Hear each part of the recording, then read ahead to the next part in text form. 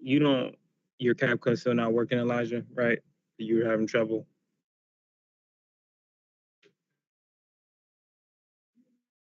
I understand what you mean. All right. Say that again. Well, open up about CapCut if I have trouble. Yeah, I was gonna jump into it today and show some stuff.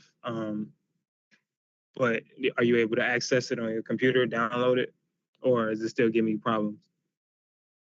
Wait, I think I remember. Stop. I think I remember if I still have OBS Studio if I try to use editing, but CapCut, I don't know Yeah, about that. yeah. CapCut, it's free. You should be able to download it on your computer.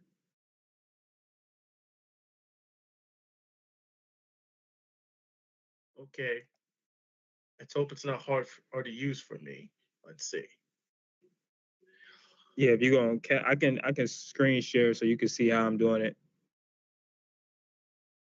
Okay, that sounds good. Well, I'm on a Mac. I think you're on a PC, right? So it might be a little different, but you know, same Oh, I concept. see. If you go to CapCut, if you just go to CapCut.com and then download,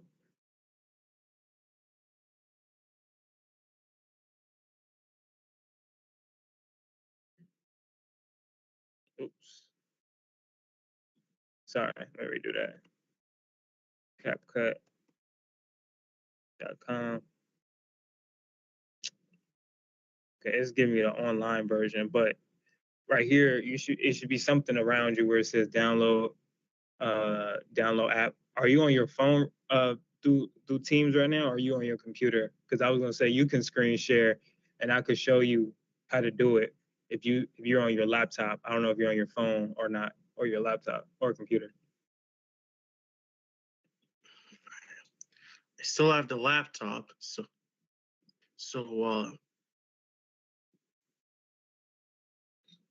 Okay, you wanna screen share? Because I can walk you through it. um,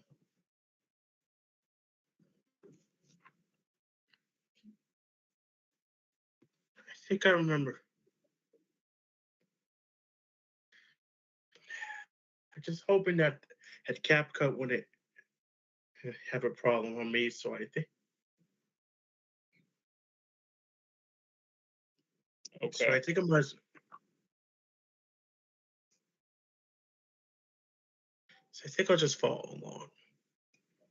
you'll just follow along. Yeah, I want to see what types of editing I can do with CapCut. Is there multiple ways to do it? Yeah, you can. If you go on CapCut.com, you can do try online for free. So you can do it through the browser. But the only thing through the browser is that you don't get all the features and it's not as powerful as if you were to download that app. So if you go to CapCut.com, for some reason on mine it's already loading, but this is what it looks like, the online version. So I didn't have to download anything for this. I just do new project and Okay. yeah, you create something.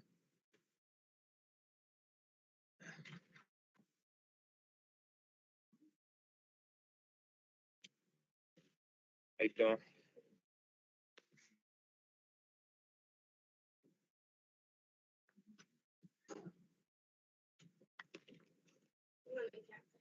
Yeah.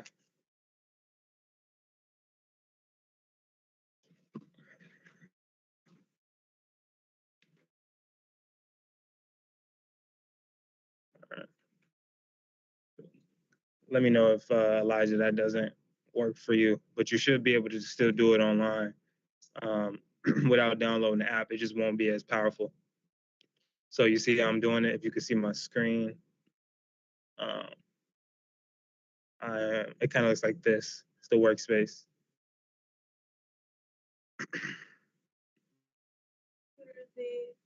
Uh,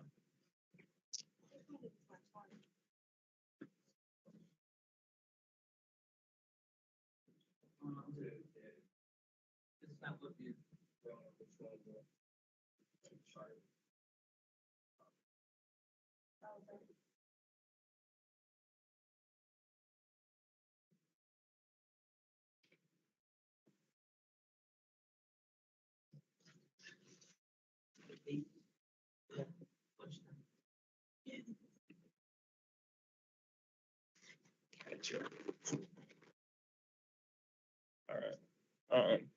Let me know when you have CapCut up. Because I'm gonna put 4 different files on your computer.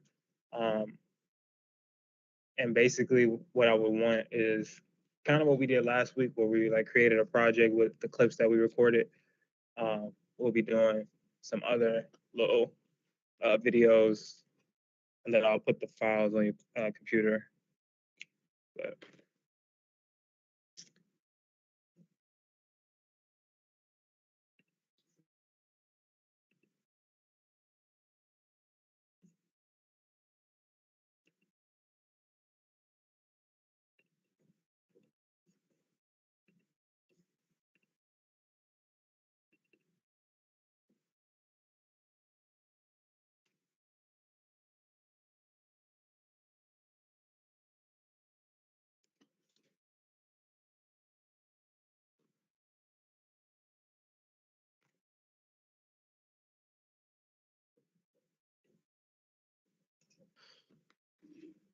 No worries, I have CapCut up.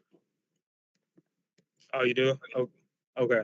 You got do you have the app or are you on the browser? The app. Which one? It's for the video editor.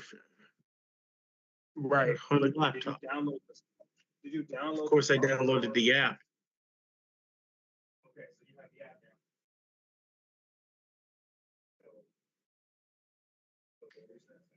Sometimes when it's either it's tricky or not, I still can't think of it. It think outside the box. So this is your file from last week, right? Okay. I think what happened was he didn't properly put it. How did that get put it last time? The drive. I did. Okay. I have that drive. Let me see if this, but we're gonna do a whole new assignment. So we won't even need that, but I'll make sure you have it this time. So basically it's 4 clips on here. It's a wedding video, a car video, training video, and a basketball video. And basically you can pick one of those 4, and I just want you to follow that restriction, those restrictions up there. So I'll do a little review so you know how to do some of the stuff that I didn't mention last time. But basically, I would want you to cut down the video to be between a minute and a minute and 30 seconds. Add some sort of music that fits a title, color graded, 3 transitions, and 1 effect. So, yeah, so, make it like, and I'll show you too. Yeah, so like it could be a fade, it could be a dissolve, it could be a swipe left, a swipe right, and they're all in that transition category. So I'll show you what I'll do. So I'm still doing this. Yeah, so you can actually delete that project. You can start a new one or just delete that timeline. Like you can just cancel, and then you can delete it. Yeah.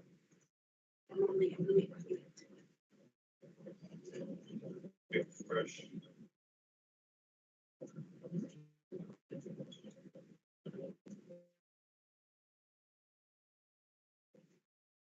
So,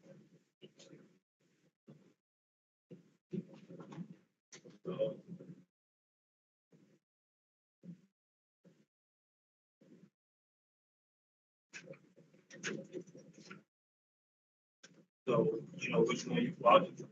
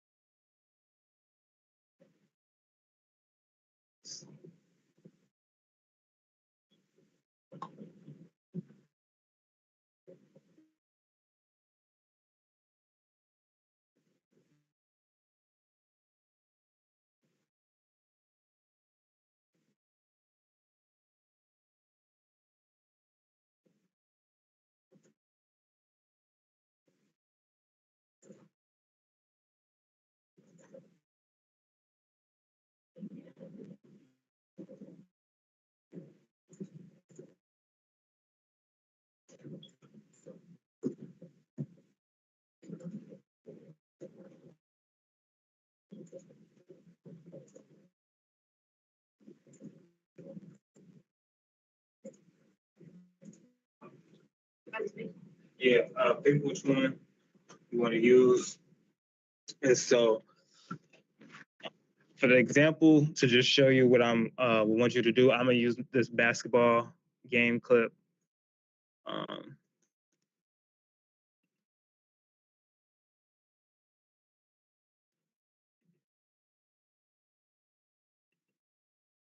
okay, so each video, let me make sure I'm screen recording. So of those 4 videos, they're like 6 minutes long.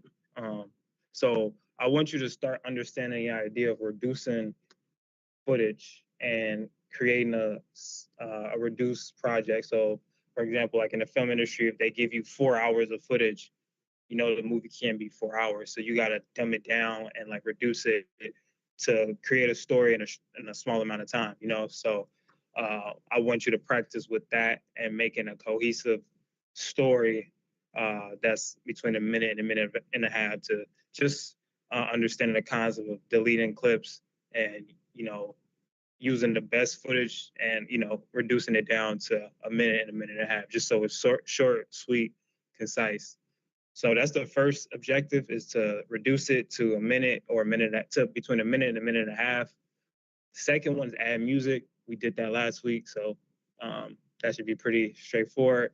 Another title, like before, some sort of color grade, at least 3 transitions, and at least 1 effect. So I'll take this basketball clip, for instance. So Elijah, okay, so you have the software up right now. I have 4 clips. I can email you one of the 4, and then you can follow along with me. Okay. Apparently, Okay, I'm doing this on the laptop because when I try doing my PC, I think it's gonna crash.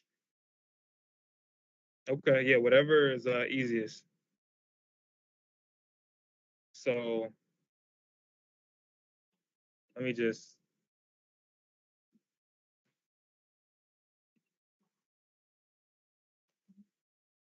show you this. So do you know off the bat if you want to do the wedding? Okay.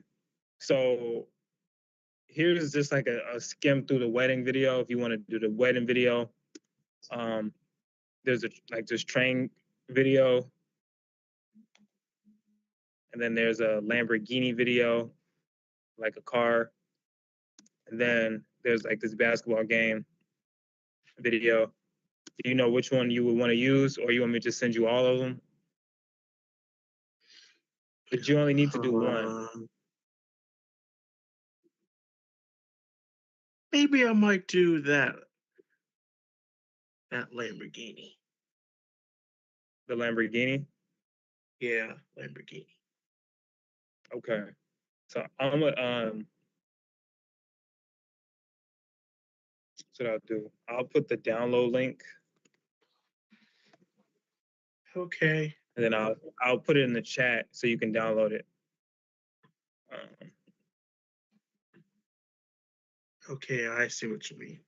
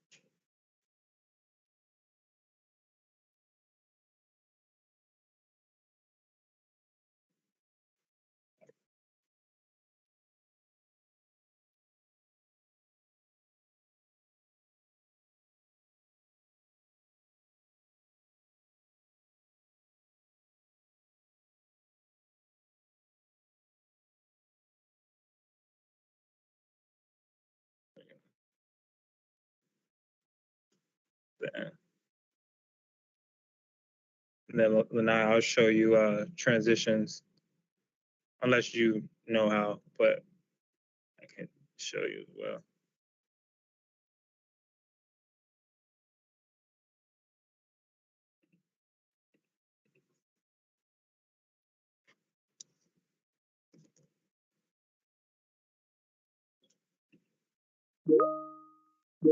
All right. If you check the chat, Elijah, you should see a link. That's the Lamborghini video. You go ahead and download it. Okay, I see it. Okay. All right. So just let me know when you got that downloaded, and then CapCut open, and then you could just import that into the project, and then I'll show you what I would want you to do. Okay. You know how to import, right? No, I don't know how to import.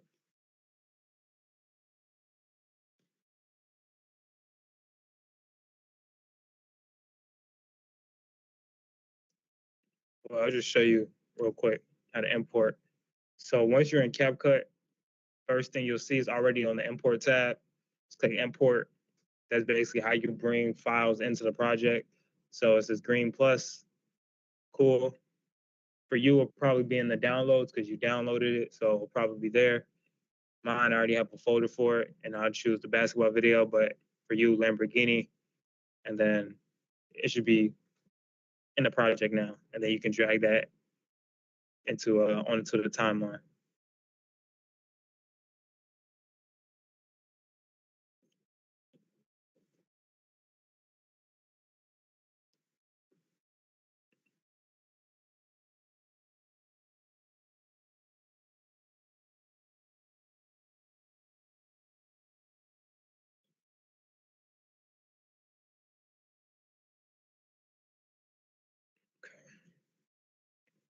All right.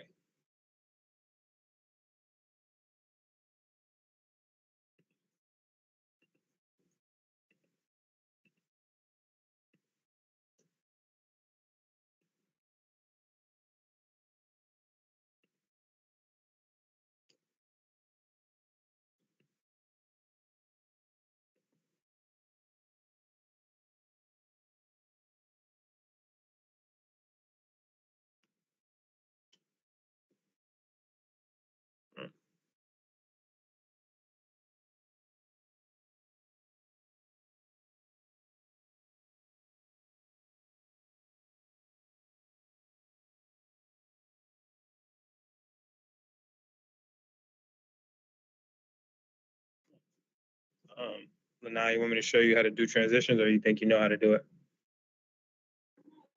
Show me transitions. Okay, I got you. What's your question?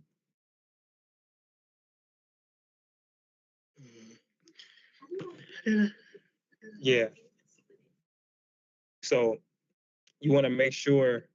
So you have these little four things right here. You got the magnet, you got the snapping, the linkage, and then the axis. So you probably have to turn off the magnet, and then you should be able to move it around. Yep. All right. So Elijah, for transitions, I'll just show you. So basically, what I want you to do. So, you have the project in CapCut already, the footage? Wait.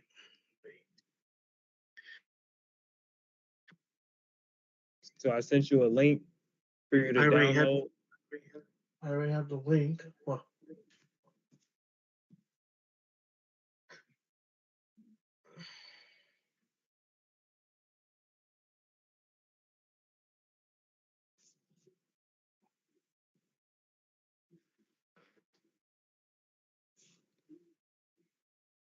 wait. Just let me know when you got it up, Elijah. Wait a minute. I had to use the We Present transfer. I think I had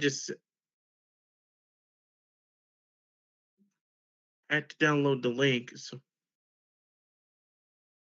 Yeah, it should just be a link, and it should be a button that says download. Just click download.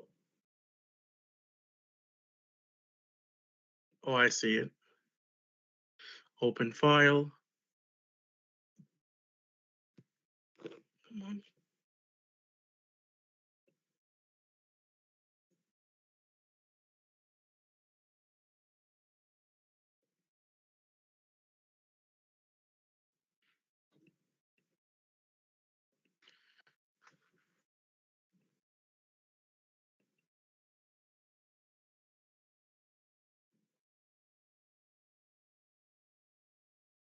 Oh, I see it. So you got the Lamborghini video? Yes, I do. All right. So open up CapCut, Okay. and then you should see my screen.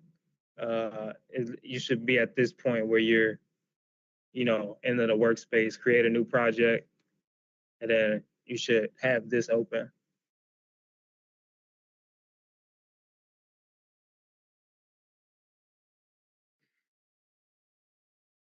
Okay.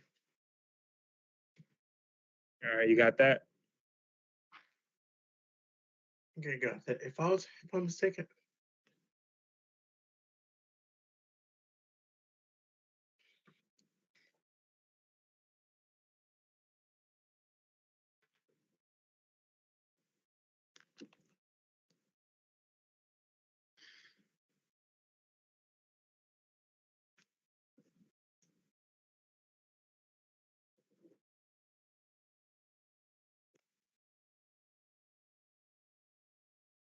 I had to trick you now. Let's see.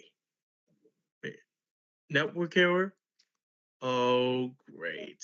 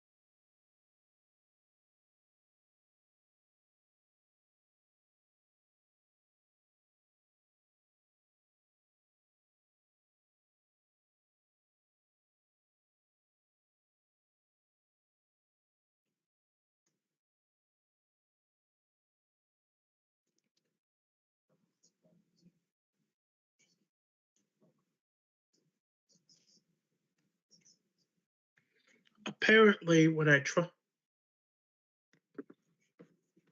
that I again, tried Elijah. I'm trying to find the import space, but I can't find it. Okay, 1 second.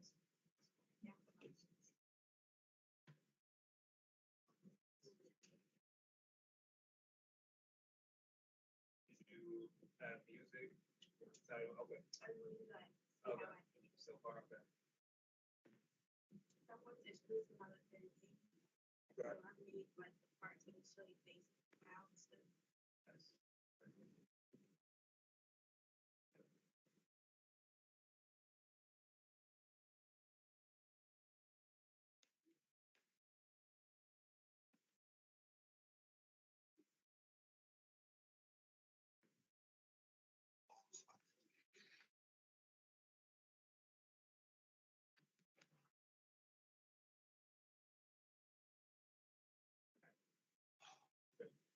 Yeah, was that, how long was that? A minute? 45 seconds. Okay. Good. Do you feel like it tells the story of the wedding? Like, I didn't look over the longer clip. Like, I didn't see all the shots, but was there like a scene in there where you think could be added to um, add more to the story? Maybe like when they, embrace, so like the kissing part where they like they kiss the bride, um, or um, anything where they show the ring get put on, anything like that. I think that would be a good addition. Something where it, like, kind of adds that emotional climax to it. But other than that, that was good. But yeah, I would just maybe add either like that ring moment or a kiss moment, and then yeah. But yeah, so far so good. Yeah.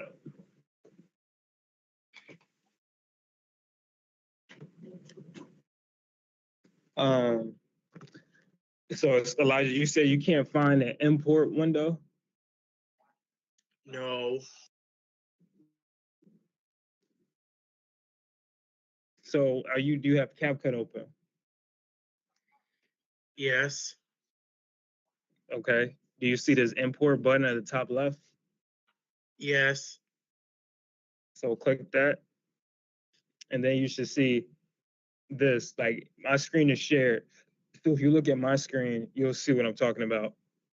Import, and then it's this import box right here with this plus sign. You just click that, and then bring the Lamborghini video. And so I'm clicking it, click import, and now it's in my project. Okay.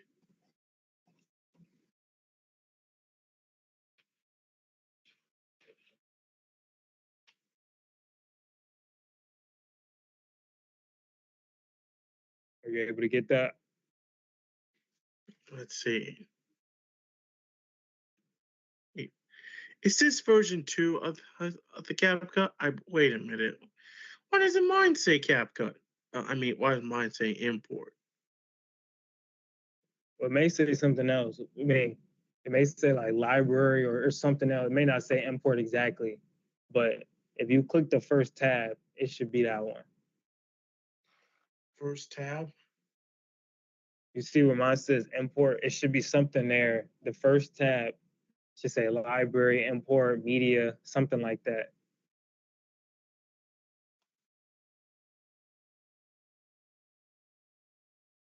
Here, can you share your screen?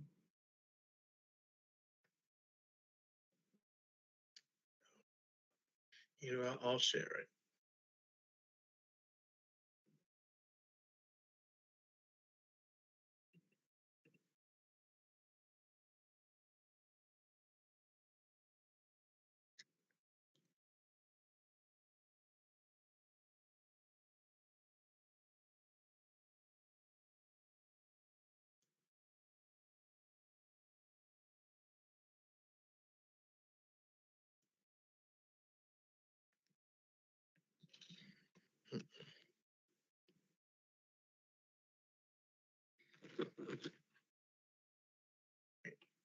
Even gonna let. Wait. Well, since this is a laptop, I tried sharing, but it won't work.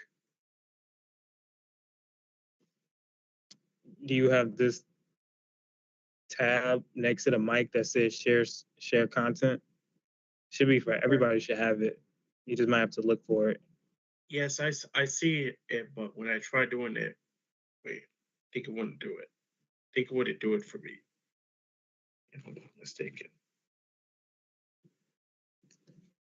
Okay.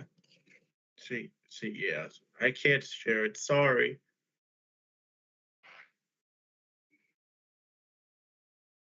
Okay. Well, in CapCut though, there should be something right there at the top. It should say import. If you look at my screen, if you can't get it, it's fine. Um, you could just follow along, but I really want you to use it so you know how to No, I think use I'll the just software. follow along because I didn't. When I thought for some reason I saw the import tab, but for some reason I couldn't find it. Okay. All right. That's fine.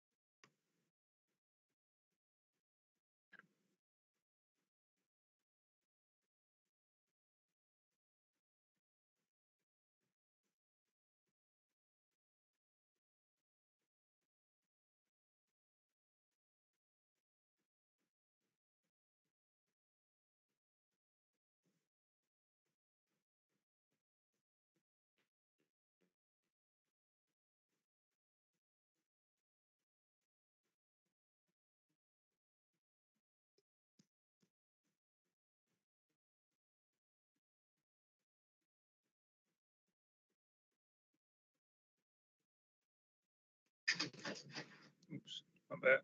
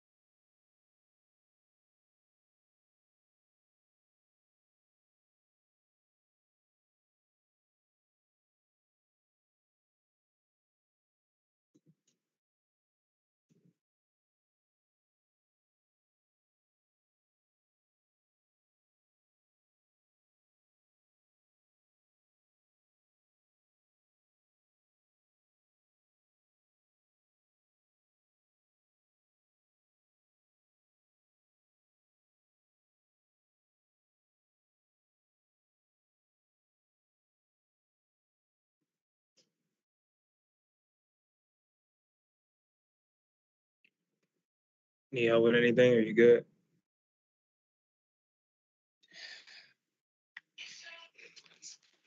File project, music video, winning sports highlight reel, video. Wait, a movie trailer for a horror comedy? Oh yeah, this is for a the final project. Yeah, But sometimes CapCut can let be a me show little. you what Shrek when I Sometimes have. CapCut can be a disappointment for me, in my Um, opinion. If you know what I mean. if the clips are spaced out and you want to bring them together without having to worry about how close they are, you could just click this magnet again, and that brings them back together. Just so you know. Really?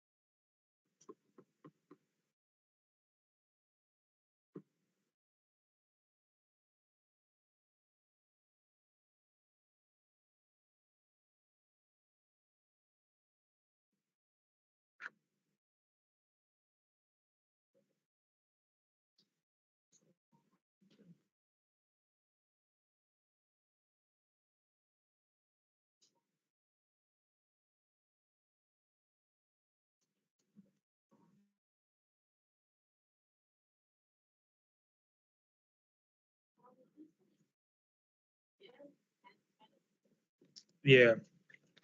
I think yeah for that one, uh, cut that part out. So here, let's pull it up.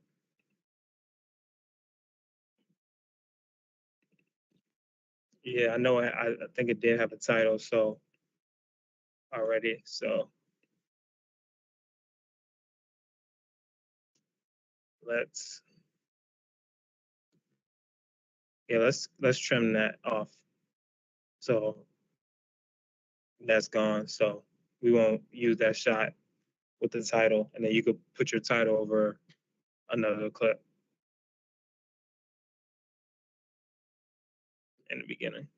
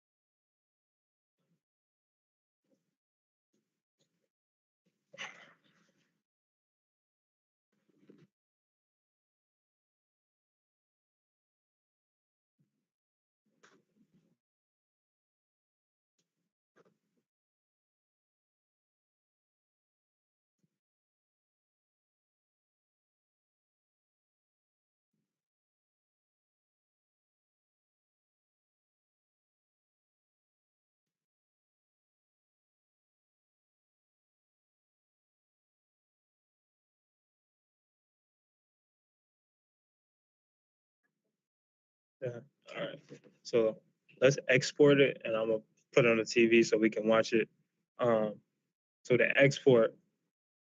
So when you're done, let's say I want to export this. All right. So you go up to File, Export, and then you want to name it first. So if we whatever you want to name it, just something. I can name it like Asante Project.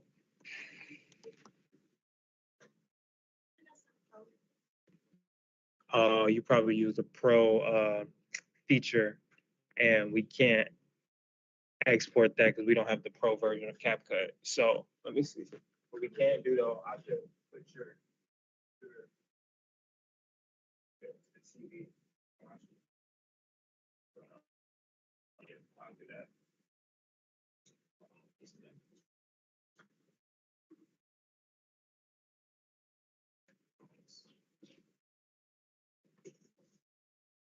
Yeah.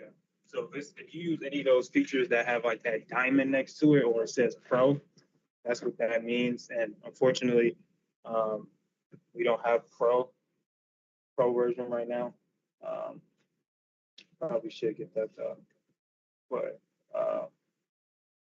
so that's why. But still, take a look at it.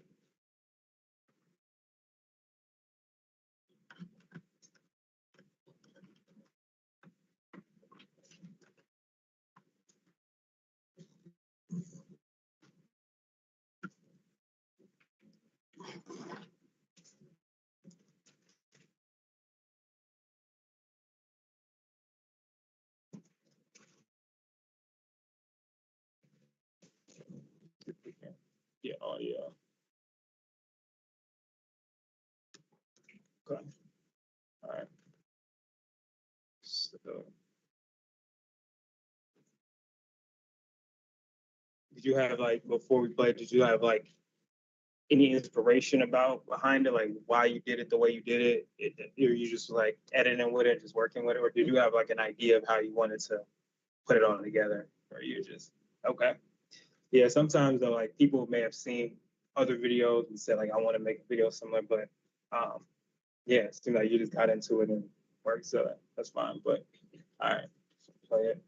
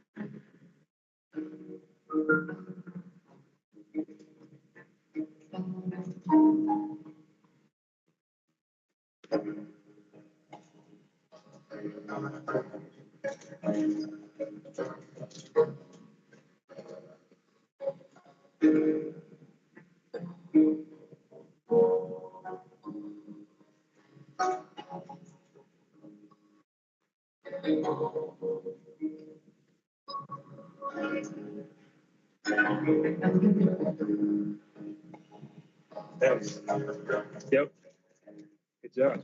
I'm pretty good. Um, yeah, that was good editing.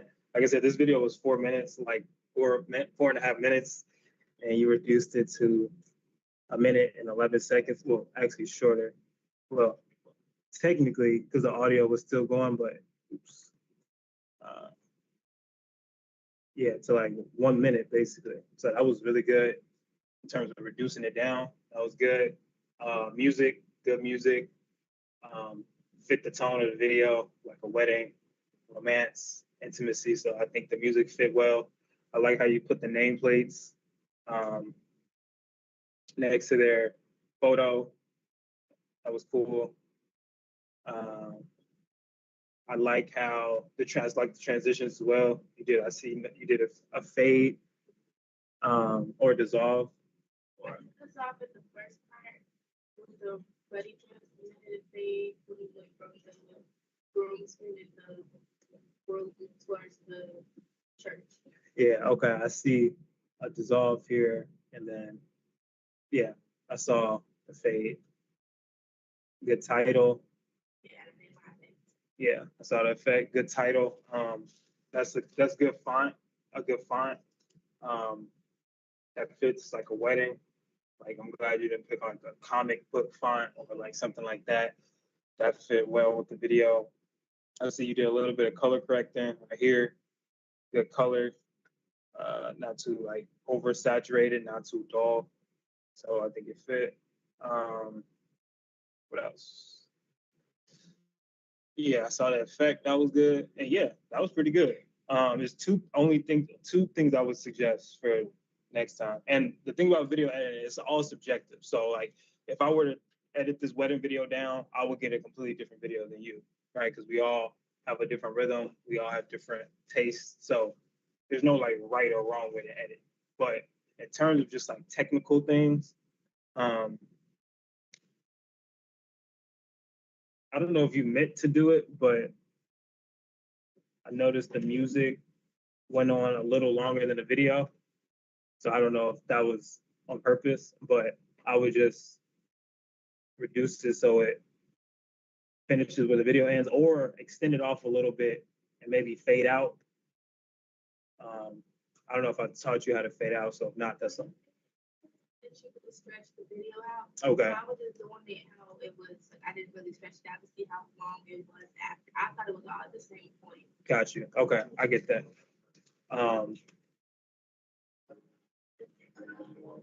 Yeah. Okay. So yeah, I would always suggest a fade out, just to end it off smooth, good transition. That and then the last thing I wanted to mention, I heard like this sound effect. Did you put like a sound effect here, like or was that part? They had music in the video already. Oh, okay. I couldn't find the part where, because I exported like the main part that I see, but that little part I had stretched it out and it didn't show up. So I was just like, why couldn't I? Okay. I don't know how to edit like that technically yet.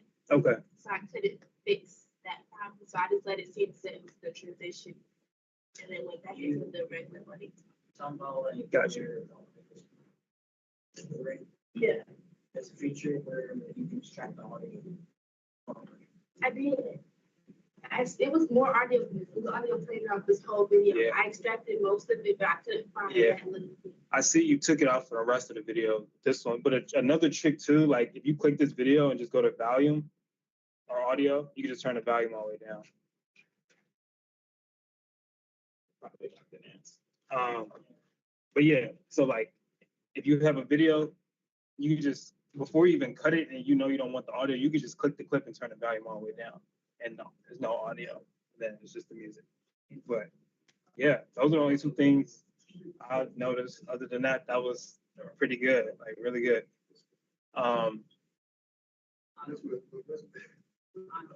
Do you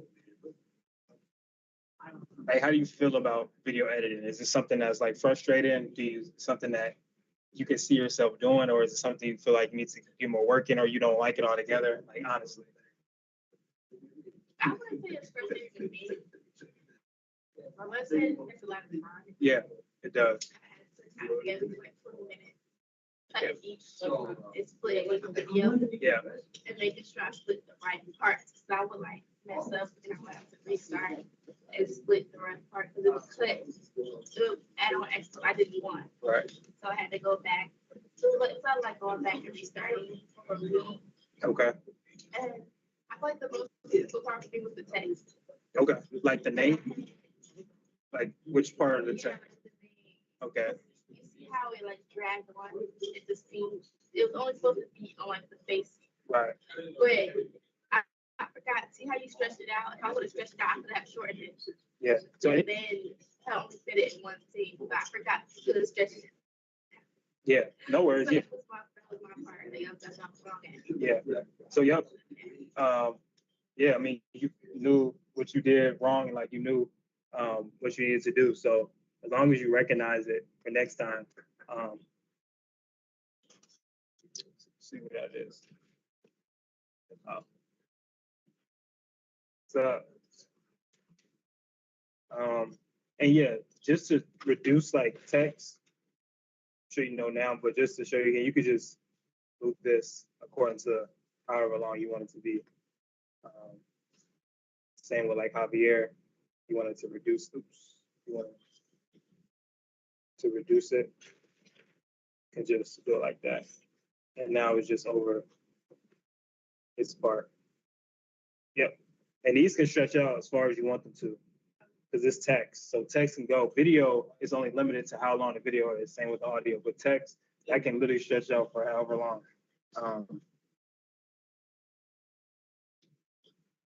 What else? What else? I think that's got the ending in there. Is yeah. Get ending, put them all together. Yeah. Nice, nice. I didn't realize that was the mom and dad. Oh. I didn't see the ending picture. Oh, okay. Yeah. Yeah. Nice, nice.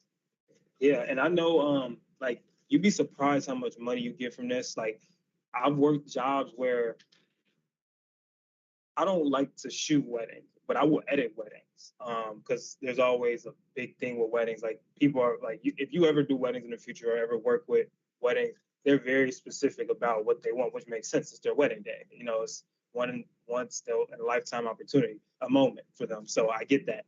But you deal with a lot of like bridezillas who angry at everybody, telling the cameraman, get this, get that. What are you doing? Like they don't understand that we have to work at our own pace. It's not, we're gonna get what you want, but we gotta do our thing. And so they get really frustrated because it's a stressful day, which makes sense. But I personally can't deal with that. So I don't even entertain that at all. So I just say, you know what, I'm not doing weddings at all. So I'm just gonna stick to editing them. So I have a videographer who shoots, and then they send me the footage, and then I just edit it. So you can charge a lot of money for editing weddings. You could charge like I've charged $1,000 to edit. I've charged $500. So you can get some good money. You don't even have to be at the wedding. You could have somebody record. They could send it to the files to you, and you could just edit them. But if you do end up shooting the wedding and edit it, you could charge double. So you can say, I'm gonna charge $1,000 to shoot it, choose $1,000 to edit it, or $500 to shoot it, 500, or if you just want to shoot it and not edit it, it's up to you. But editing, a lot of people don't want to sit down and work on a computer and edit. So you get all the money and all the opportunities that way. So if you ever are interested in doing weddings in the future and editing them, you can get some money. It's just like you said, take some time and some practice too, because you need to know what moments to get. If it's a kissing scene, you probably want to get that. If they're putting a ring on the finger, you probably want to get. There's certain shots after you do so many that you say, okay, I got to get this. I got to get the setup of the putting on the dress, like the groomsmen and the bridesmaids, like their side, and then his side. So, Because when it's all said and done, the pictures. yeah, pictures is easier than video because pictures you just take the picture. If you understand lighting and just take it, like you can put your camera literally in auto mode and the camera will do all the work for you. You just take it. But video, you actually have to take into account lighting, take into account motion. You got to take into account audio. That's the big thing. Like if it's people talking or if like if it's music in the back, like all of that. So you're actually dealing with other components than just taking a picture.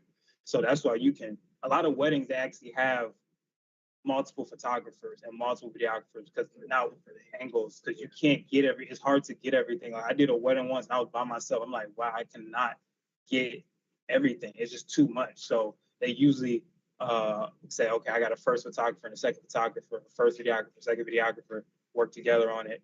Or if you have a team, y'all split up the workload and split the money. So weddings are a lot of work, but you could get some money from it. Yeah. How does it work? I was one of the groomsmen in my buddy's wedding, but he had a destination wedding in Cancun. Mhm. So we were all at this resort, and they got married in like front of the beach, and I was always wondering, I'm like, from a videographer standpoint,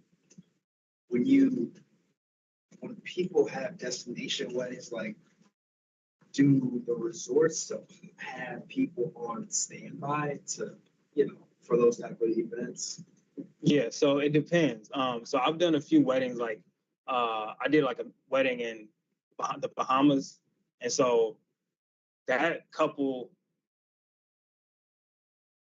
I told them my rate and I told them like my travel rate, like, Oh, they flew you out? yeah. So I told them like, if you want, like, I gotta get a plane ticket. You know what I mean? Like that's part of my budget. Like that's part of it. So so it just depends. Sometimes a resort has people if they want to book with the resort, but usually if they book through you, it's all on you, and you have to hire certain people. But yeah, weddings you could get over. You could say, hey, this is my rate. If it's in another country or another state, this is my gas mileage rate. It's my flight rate, hotel rate.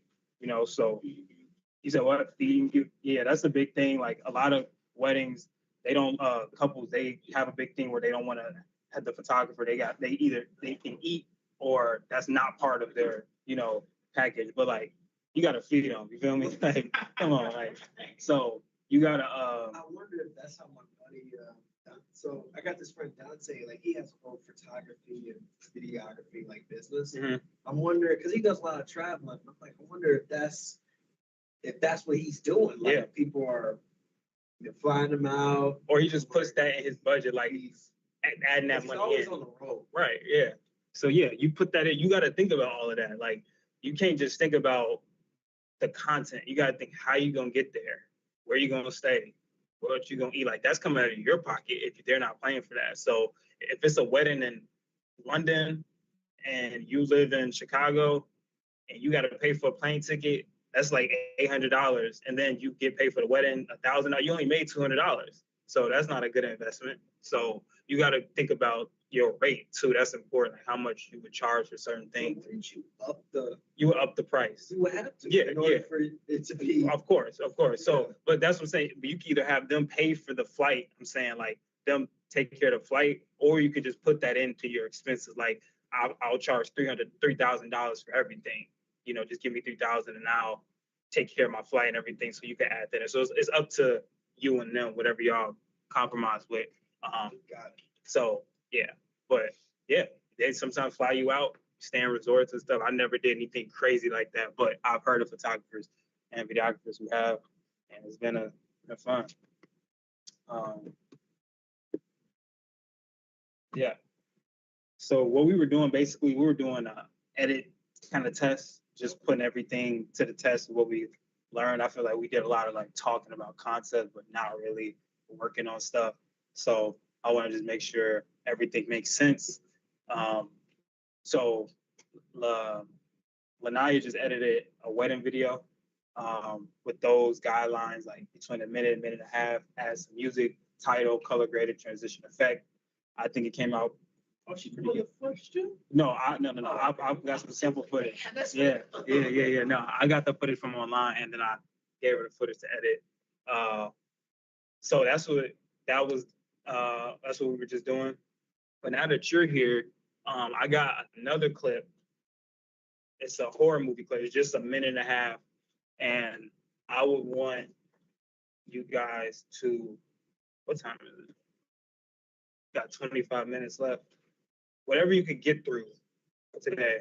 I have a horror movie, not a horror movie, but like a horror video that's a minute and a half. I would just want you to make it scary. There's no audio. It's just like scenes, but I want color grading, music, something to make it a horror movie. So, if it's somebody screaming, maybe add like a scream sound effect, or if it's like a killer coming and slashing, maybe like a knife sound effect. Just like something to make this trailer come alive. Because right now it's just, because I'll show you what it is real quick. It's just like a minute and a half, but I would just want you to reduce it to 45 seconds to a minute. Let me see. But yeah, and that's the thing about editing. It's a lot of time. It's a lot of time and focus. Like a wedding, like if you edit weddings on a regular, depending on how good you are and how fast you like are with editing, um,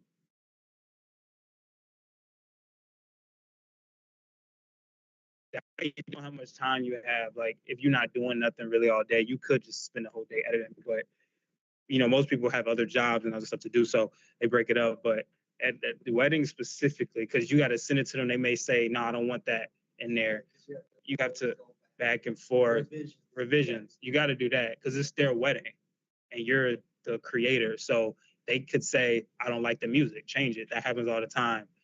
I have a certain idea of how I want it, and then they say, "No, I don't like that music.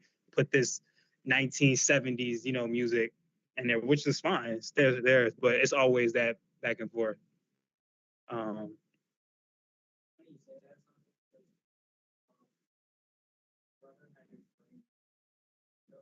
yeah.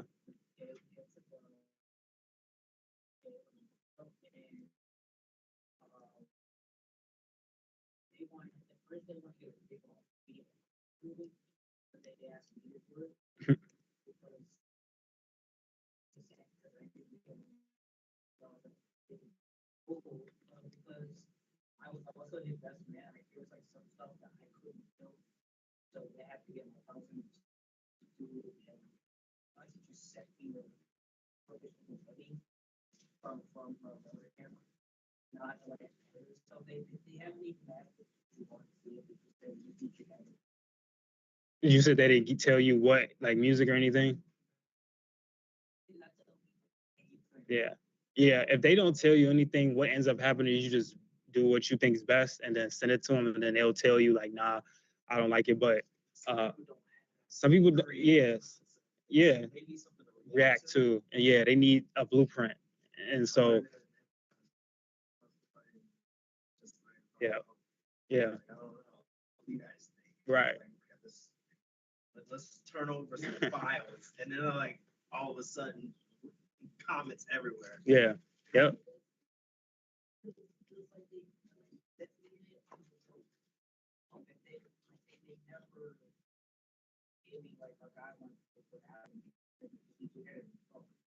Yeah.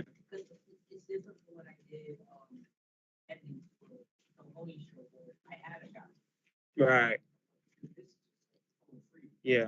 Do you like the freedom, or do you rather have a guideline? Or it depends.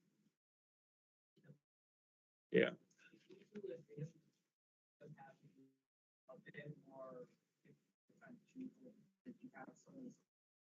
Yeah.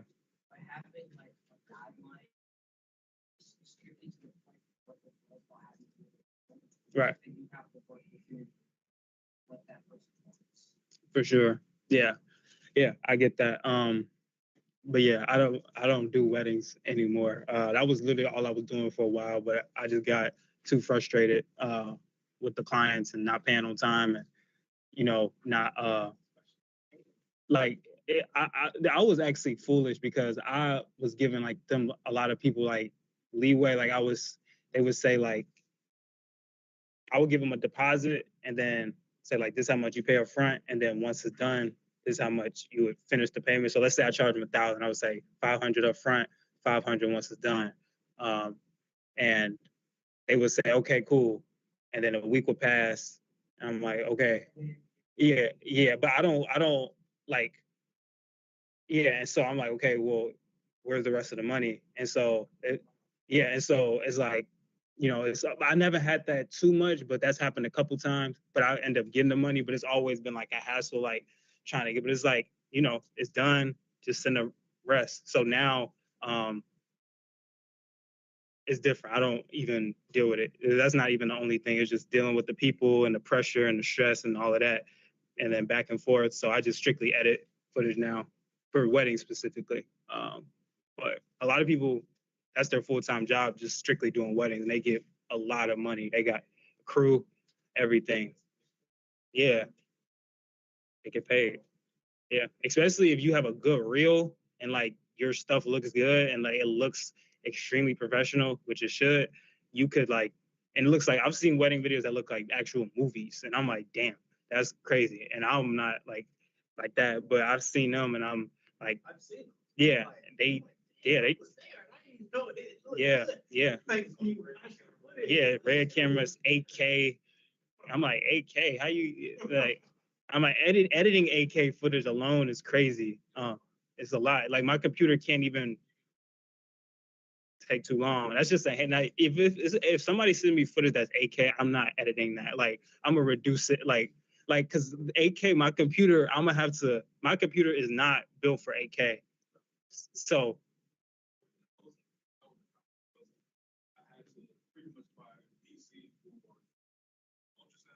yeah,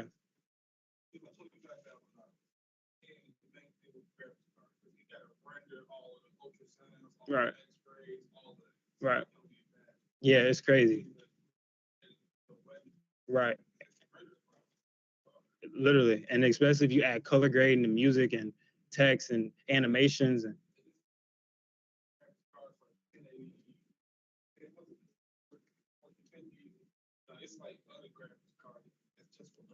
right. Yeah, yeah. Trust me, I know. I'm like, my computer will overheat and stuff. I'm like, I can't do it. But, yeah. So let me show you this. What time is it? 15 minutes. I don't know how much we can get done in 15 minutes. But basically, what I wanted you to do, and if you want to dabble into it, or if you're edited out, that's fine. But I'm gonna pull in this horror movie clip. Um, when I was in film school, and I don't know if I mentioned this, like when you're in film school, the first year they basically ask you, what route do you want to take in film? Do you want to be an editor, director, cinematographer, producer, screenwriter, whatever you want to do?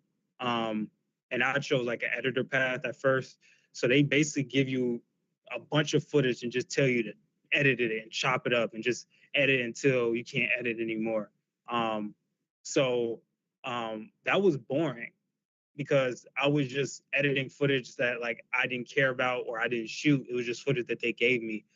But what it did do, it taught me faster ways to edit. It taught me a rhythm, but it wasn't necessarily exciting for me. So once I started editing stuff I enjoy, like music videos, movie trailers, documentaries, it started to get more fun for me. But being able to just edit all day long, it taught me like how to piece a story together, shortcuts, make me edit faster. So that's why I'm kind of building that muscle memory, because that's literally what editing is, a muscle. It's like they always compare it to dance because it's like the more you do it, the easier it gets. So that's why I'm doing this, but I also want to give you like options. I don't want to just throw out. If it was up to me and we had like complete control of how we do it, I would want you to like film what you want to film, but we don't have that much time. Plus, we don't have like the resources to. I mean, you could film something on your own and bring it in here. That's absolutely fine. But in terms of like this class, it would just make sense to have footage here, or sometimes we film in class and edit that. But say that again.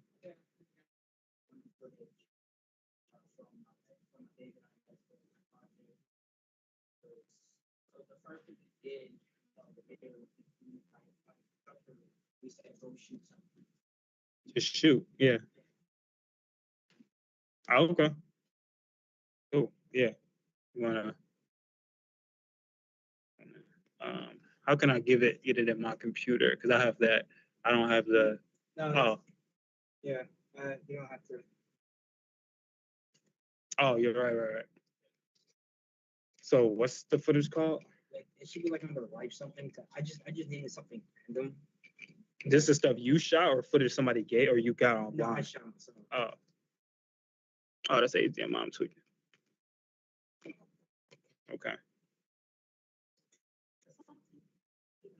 Oh yeah, my bad.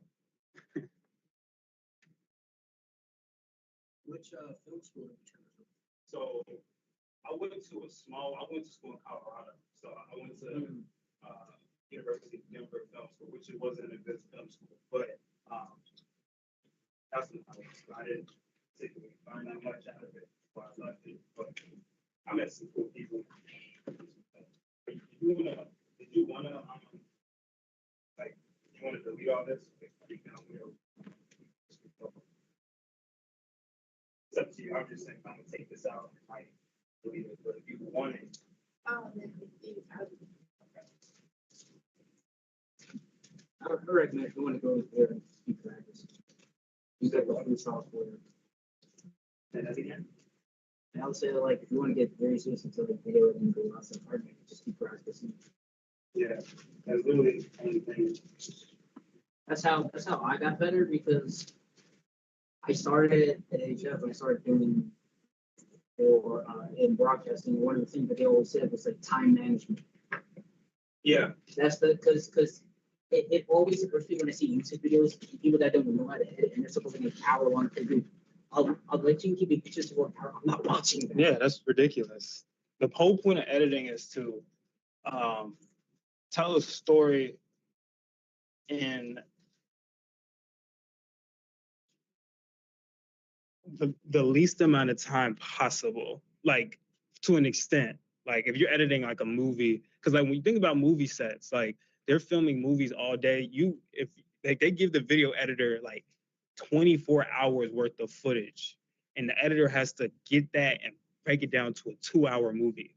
So that's crazy to think about that you have all this high quality footage and you have to edit it down to an hour and a half. So that's a lot of looking through clips. That's a lot of figuring out what shot, because you got to remember you're getting shots from all different camera angles. So you're getting the same shot just from 3 angles. So you have to pick the best angle. You have to pick which one tells the story better. You want to get a close up. You want to get a medium shot of this person. Like film editing is hard.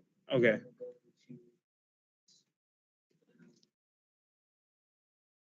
Should be yeah, live video. Oh.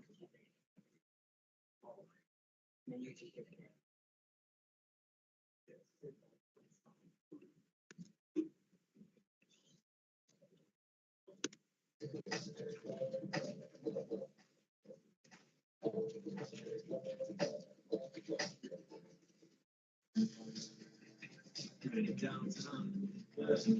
Yeah, good lighting. I was downtown when I shot this for IMS. What's IMS? Oh, okay. Wait, IMS? Yeah. That was Okay.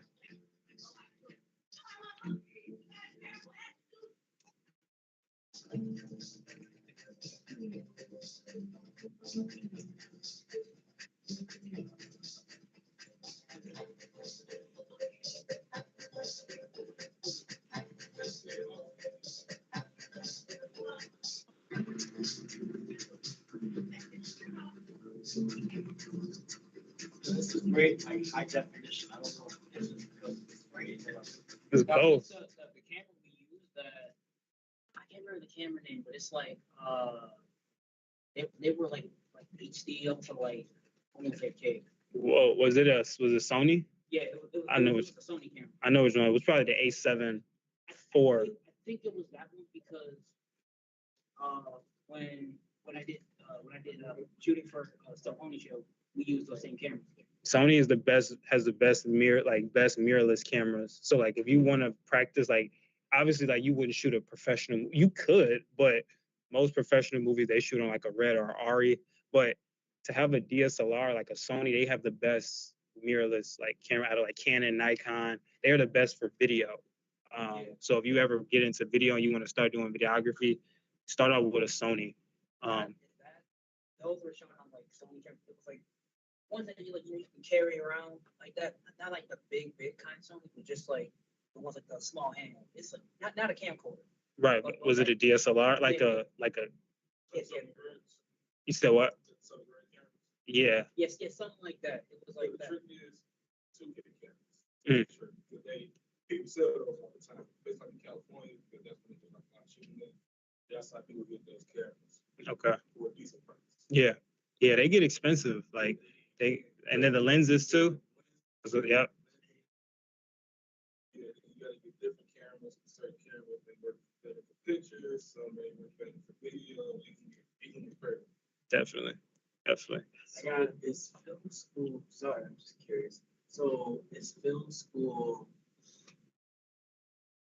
considered a trade, like considered part of trade school, or No. most people just kind of get a traditional degree Well, in filmmaking? well, the thing they don't ever tell you about a film degree is that it's pointless, is worthless. So a lot of people in film school were just going to film school just because they wanted to go to college and get a degree in something. Like a lot of them weren't even serious about film. It was just an easy degree. Like they wanted to go to school, go to film school. It's easy, right? Everybody thinks film's easy because everybody likes movies, right? So it's like, I'm in film school. It's easy peasy, easy 4 years of college.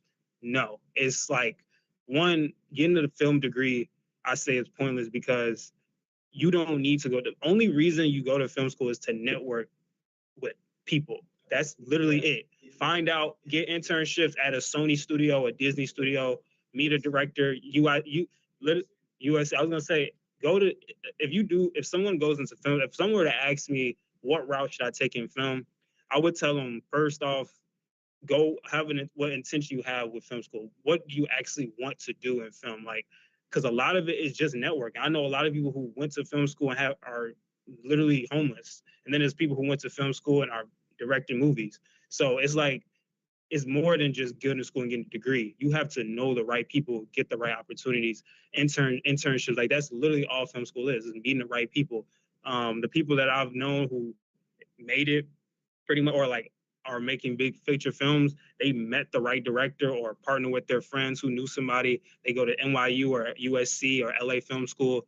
Like your environment matters. Like I was an idiot. I went to Denver, which is no film industry in Colorado, right? I should have went to LA or New York, but I gotta. You said what? Yeah, Vancouver, they're big now. Atlanta's even big now. So that was a good route. But yep, I didn't go to Chicago's getting there. Yeah. Yeah, but the thing is, it's cheap to film here because the filming permits are cheaper than LA because film permits are thousands of dollars to film. If you don't, if you don't have that, you can't film a movie like a feature film. You can do like a little probably short film, but you can't use certain spaces and sets and stuff. Yeah, you can't do any of that stuff. So it's like pointless. Exactly. Right. Yeah. That vibe.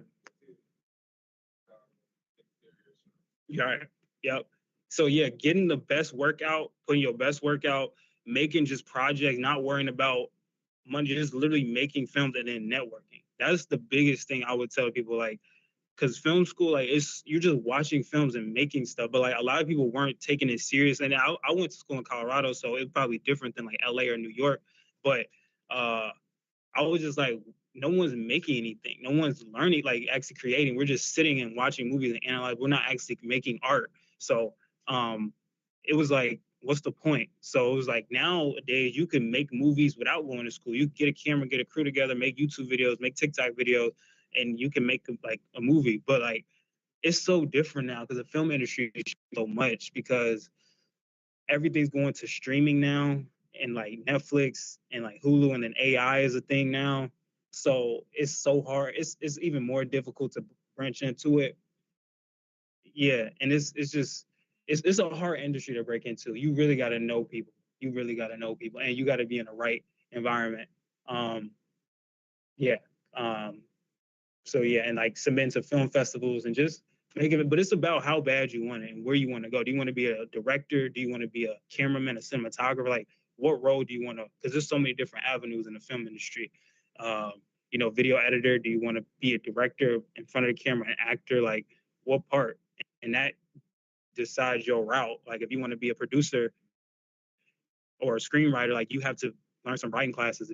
It's just a lot of stuff. So I would say go to film school with the intention of actually making stuff and meeting people, like networking your butt off.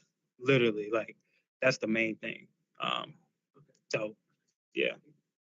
Because I've been in this class, people keep asking me, I'm like, well, I'm not an expert. Yeah, like yeah. This was just because the whole thing was like, go out and shoot something. Doesn't matter what it is, just go out and shoot. All right. So we did that. So our entire group just went out and just shot random things. So, Yeah. like no matter what, just put it together, and there you go ahead. And it was like total freedom because I was like, because the image was when he goes to go shoot someone, we want to shoot.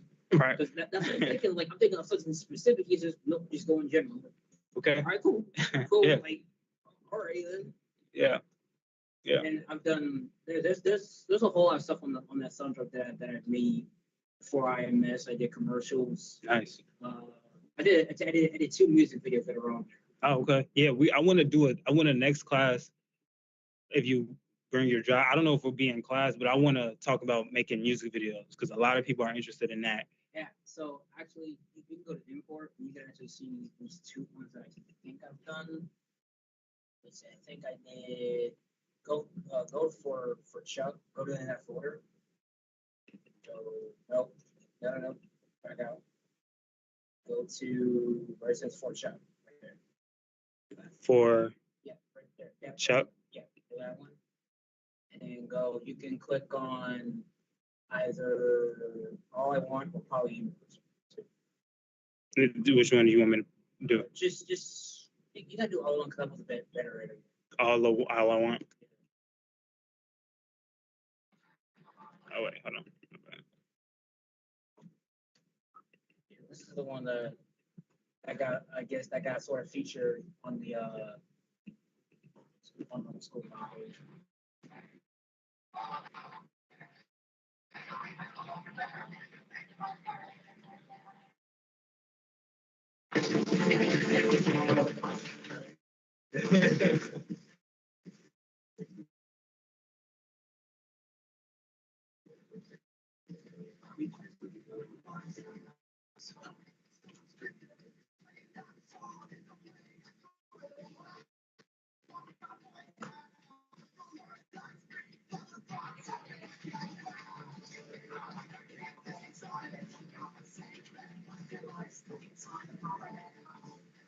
Before I got drilled. How long ago was this?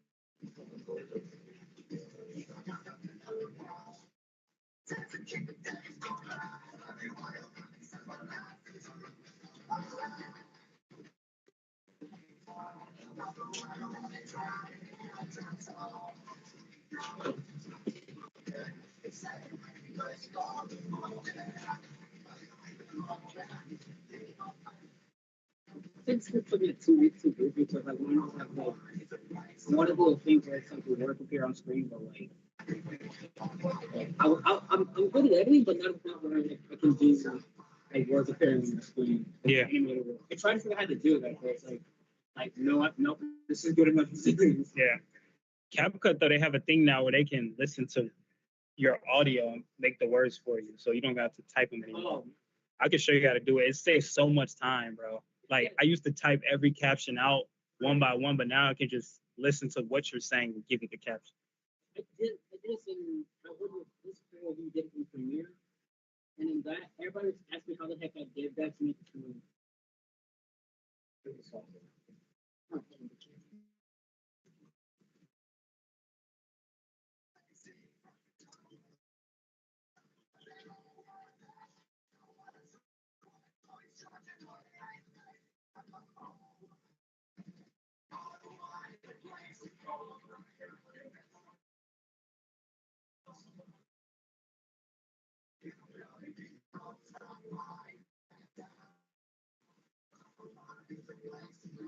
I've never heard this song.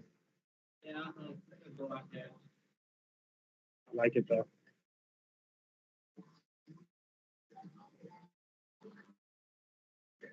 This reminds me of a WWE opener, like the wrestler's like theme song, like Triple H or something. Against It's like a food soundtrack to SmackDown versus Raw. Yes, bro. So, but I grew up listening to a lot of video game soundtracks, and I grew up listening to a lot of rock because like that was the thing. I was early 2000, so I listened to a lot of wrestling theme songs because I actually did a wrestling commercial on it. It's actually on there. And, Okay.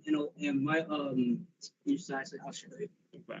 I can play it, but I don't know if somebody has to hop on a teacher. Elaine. I'm just making sure I'm not getting into her time. Yes, it's 6 So too. So on Tuesdays she does online. Yeah, I have not. I don't. I she'll normally pop that unless she's running a bit late or she's coming in person. But if we have I can go on the stream and just check. Okay, it's up to you. I just didn't want to go into her time. Oh, you can check. All right. Okay. So go to you can go back to CapCut. And you go to import, and then you can go to drive right there, and then you can go to TV commercial. So this will go up right there, and then you can go to this one. AEW. Yeah, this is it. Is this wrestling? Yeah. Hold on. Bro, I'm just getting back into wrestling. I'm done with wrestling for like 10 years, and now Bro, I heard it's like the best it's ever been now. it is. It's right now. It's like in a good state. And it's on Netflix now. Like they got to deal with Netflix, I think. So, yeah. This one I was proud of Still it like the because like classic storylines and matches. Yeah. yeah. So this one I did. This was like a voiceover challenge, and one my teacher wanted me to do. MJF.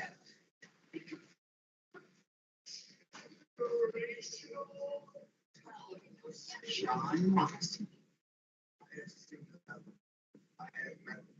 Battle for the AEW World Championship. I've met some very bad people. AEW Full Gear Live, November 19th.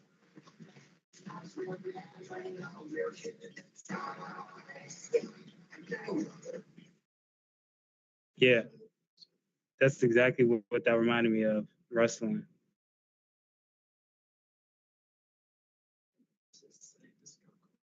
The our radio teacher was a wrestling fan, Yes. and that's what he wanted. He says if I actually got in touch with him, he would actually try to hook me up with WWE. Oh, No kidding, he would actually try to do that. that's what's up. You would get some good opportunities with that. Thank you, Dr. Nat. Appreciate it. Did I fill everything up? Thank you. Was it 17? Yes. Thanks, man. Yeah. So he was a wrestling fan. That's how we bonded, and he's just coworkers got a gig with WWE themselves, Oh, and he did a promo for I think Standard Delivery. okay. So he did that, and I was like, bro, you gotta give me defense, man. Yeah, bro. Well, that's before. Yeah, everything happened with Vince. Yeah. Yeah, Vince has been crazy now. And that whole thing. Yeah. Hold on, I gotta exit a CapCut. Oh, I mean, let me stop my share. Okay. So Elaine, you should be good. I'm gonna turn my camera off, and then oh wait, I should probably leave it on. No. no, because Okay. Yeah.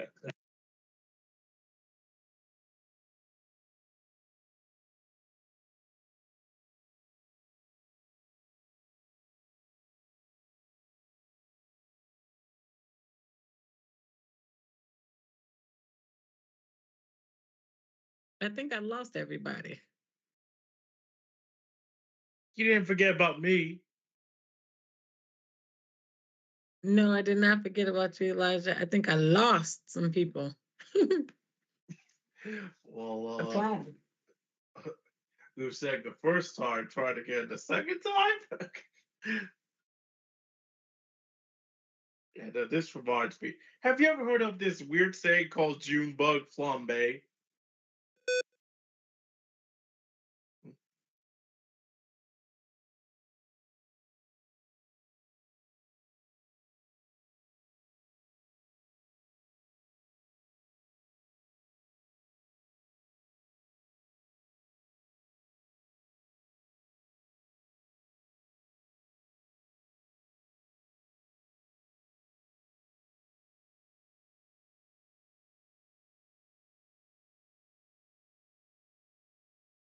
Stop.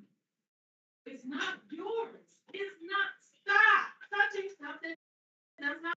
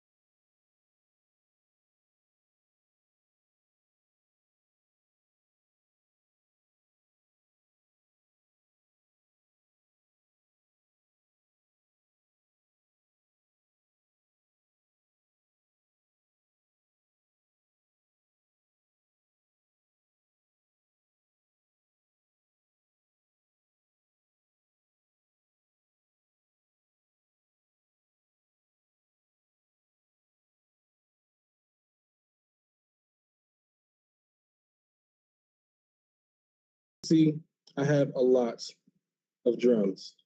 A lot. These not even all of them. I have over 2 terabytes of just drums at home. Just drums. Not even sounds, not even instrumentation, just drums that I've done collected over the years from networking with people, going to different studio sessions with people, collabing with people, and just trading what I got and everything like that.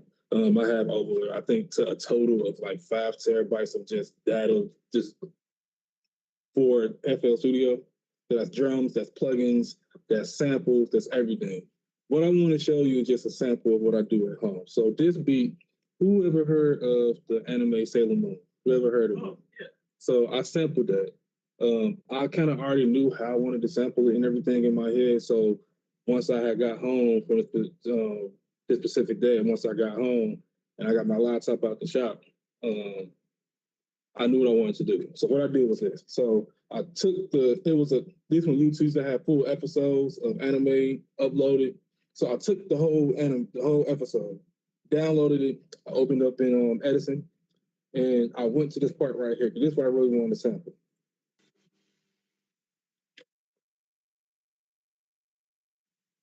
Oh, there we go.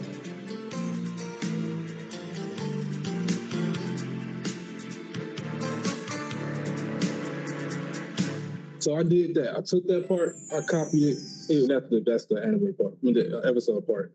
But I took that part, I copied it, and as you see, I opened up 3 more things of Edison to cut, because that's what I'm really good at. I'm really good at cutting my samples. So I cut to what I wanted. So this is what I'm gonna do.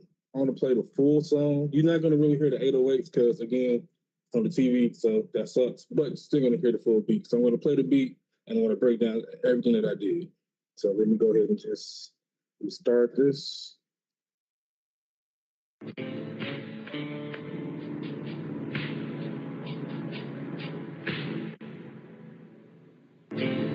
like my intros to be a bit long to get the mood ready and everything, so the drop can be that more impactful.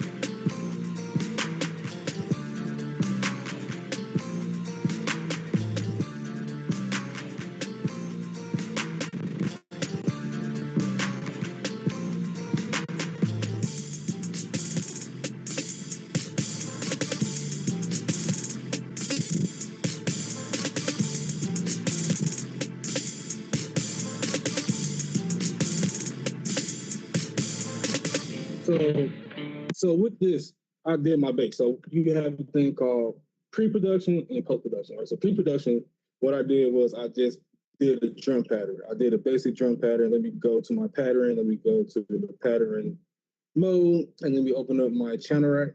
So all I did was this at first. Oh.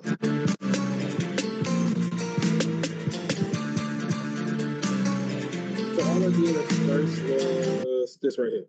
So all I did was this sample. I put sometimes with samples you have a hard time because it already have a built-in snare. Like they have a built-in snare. So the trick is you kind of want to overpower the sample, but not too much. You want to overpower the sample to the point to where a lot of the background noise within that sample is kind of drowned out. But the main sample that you want, which is for me, the guitar, is still there. So I did the sample. At that point, it was adding the drums. And I just added some kick drums that's not too powerful because I know I'm going to use an 808 eventually. So I added a decent, nice sounding kick drum, and I added my snare. I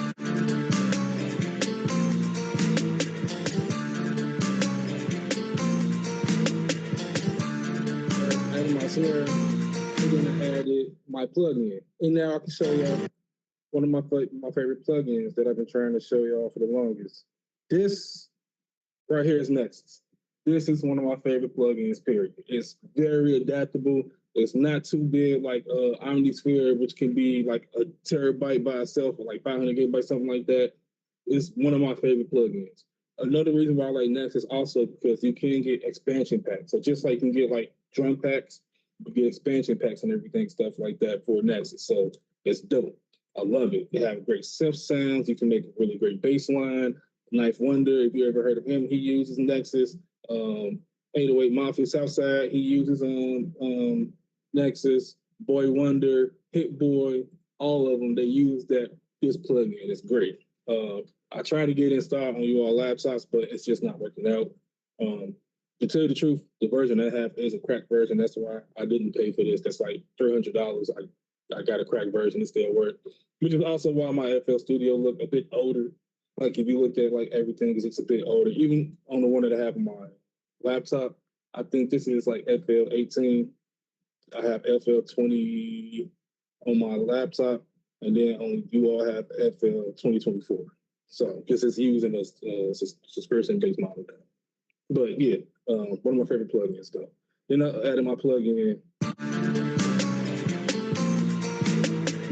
And I know you can't hear it, so I'm going to solo that out. But it's really just a horn that's going to play at certain parts. Right, you're not gonna really hear it, but when you hear it in the beat, it kind of makes sense. And then once I just put that bass down, that bass pattern, that bass pattern I have down, which is the drums, the snares, the horn, and the sample itself. At that time, I took my time to put everything together. I added the 808s, I added drums, I added some more hi-hats, I added some more snares, I added a clap, I added a lot of stuff at that point. And yeah, I came up with this. It took me, I want to say, for this beat alone, this one, because I knew how I wanted it in my mind, it took me like a week. It took me a week from start to finish this beat. And there's still some stuff I still want to do. There's still some things I kind of want to do. I want to clean up. I got to get it mixed down so it can sound really good, because right now everything kind of sounds too high. So when you get stuff mixed down, you want to get things level, right? When you're talking about mixing and mastering, at that point, you're talking things about like headroom, right? Like you want all the instruments to breathe. You want to be able to hear everything, also the person's voice. So you need enough headroom, enough depth. That's a bit more sciencey, but that's the best way I can explain it. It's like you like Tyler the Creator, right? Okay, so you heard Cherry Bomb. Remember that album, Cherry Bomb? If you heard that, remember how horrible that album sounded? I love the album, but remember how horrible some of those songs sound? They wasn't mixed right. It kind of like crashed with your ears and everything. And then you listen to something like Call Me When You Get Lost or Cornucopia or Igor, and it sounds way better. Like the mixing, you hear everything clear. You have enough headroom to hear the bass and the hi-hats and the claps and everything all come together. Well, with Cherry Bomb, it was. Cherry Bomb was definitely done intentionally, right? But I was just using that as an example about mixing down your songs, right? That's what that means. So when it's not mixed, you get Cherry Bomb. When it is mixed, you get Chroma Code.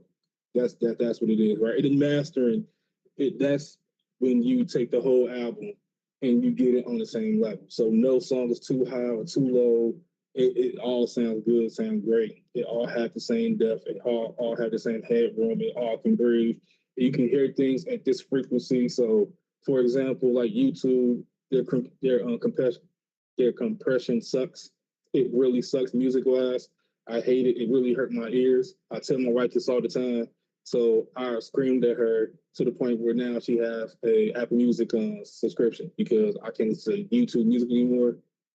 Apple Music is way better. Spotify is really good. Tidal actually has some really good frequency with their music, with their lossless stuff. To hear and use lossless stuff, you do need a DAC setup. I have one at home. I spent probably on my own setup probably like $300. That's my DAC setup. That's my headphones. That's all the cords, all of that. I had to buy me a new record player now because my DAC setup doesn't work with my record player. So I'm giving that one to my daughter for Christmas, and I'm buying her some little tech vinyls because that's her favorite artist right now. So yeah, but that's an example. Also, let me show you this. Because this is my home setup. So these are all the beats. All the beats. Some I love, some I hate that I have worked on in my entirety. I have some I have to access my other hard drives. I have like three, like I said, I have like 3, 4 on here. As you can see right here, I have local disk C, local disk E. And I haven't even set up the network to my server on here yet. So I have even more stuff on my server at home. even more drums, even more beats that I'm making by myself, or I'm collaborating with my cousins and out in LA and everything, stuff like that. But you have different ways to make beats. Let me show you one more, and then I want to end this. I'm going to show you one more beat that I'm working on. I sampled Shirley Murdoch, and I've been working on this beat since lockdown, and I don't know what else to add, and that's fine. I'm going to eventually figure out what I want to add, but it's going to take me some time. Let me go ahead and turn this down because this is a bit loud.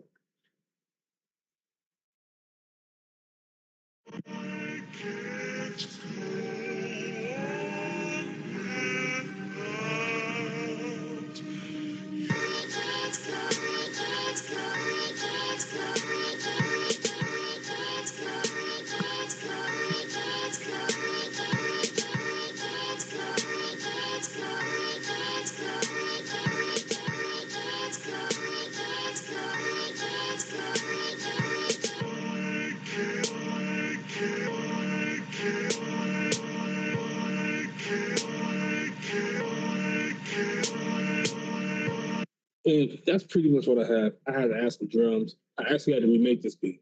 I made the beat, thought I saved it, and when I went back to my PC, it was all gone. My wife thankfully took a picture of it, so I was able to look from that picture like, okay, I use this, I use this.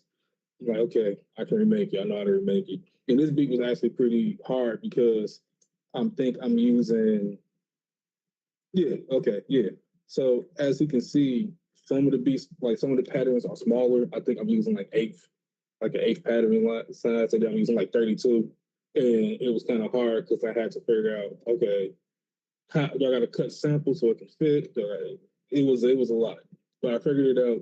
I like how it's sounding so far. I just got to figure out what I'm going to add. But all this to say is that it's going to take time to realize your product to your true potential, your production to its true potential, right? It's going to take time. Like I said, I have beats on here that I started off 5 years ago that I'm not done with. You know, and these not even samples. These are just beats that I done made that I just got to figure out.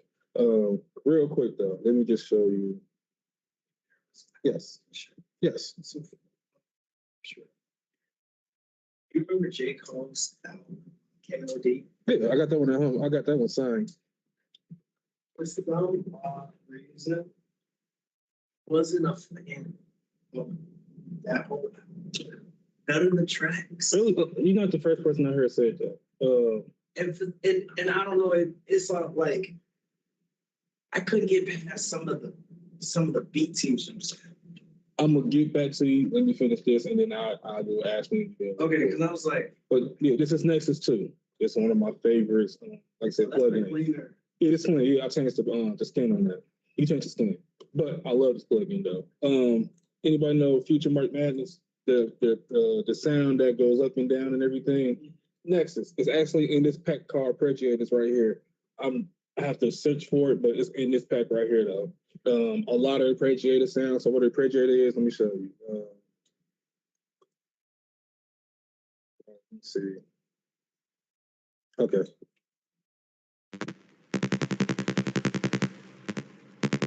And then I can go into right here and I can turn this on.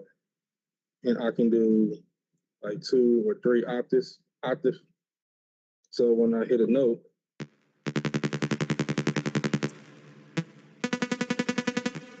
Wait, are those different kind of beats that you might have to be making?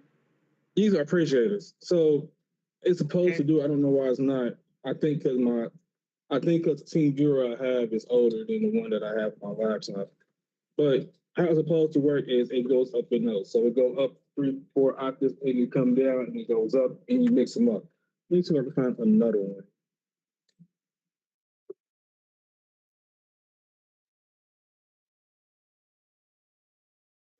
Nope.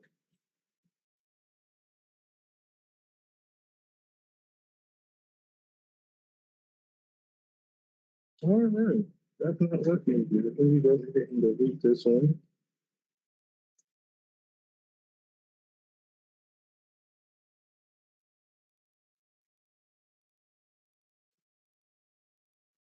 Okay, let's do this.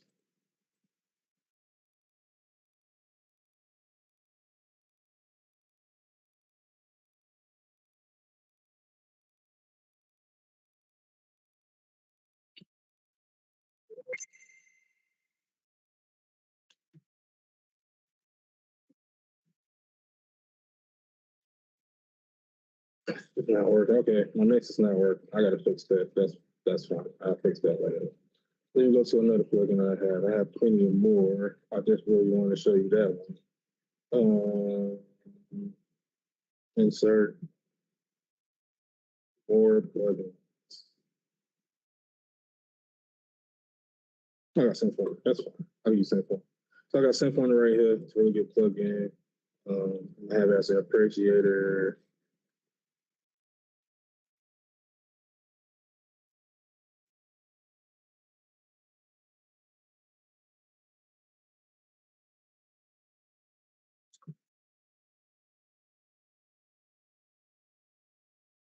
Oh, my plugins don't work. Gotta look at that. That's not good.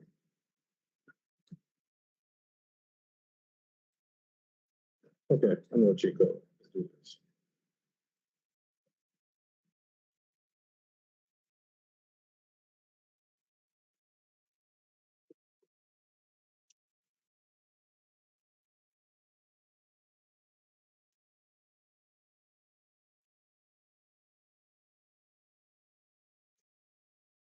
Ooh, that's all right. I'm gonna use this one. I kept my stuff not working. So let's go back up to appreciators if I can get there. Okay.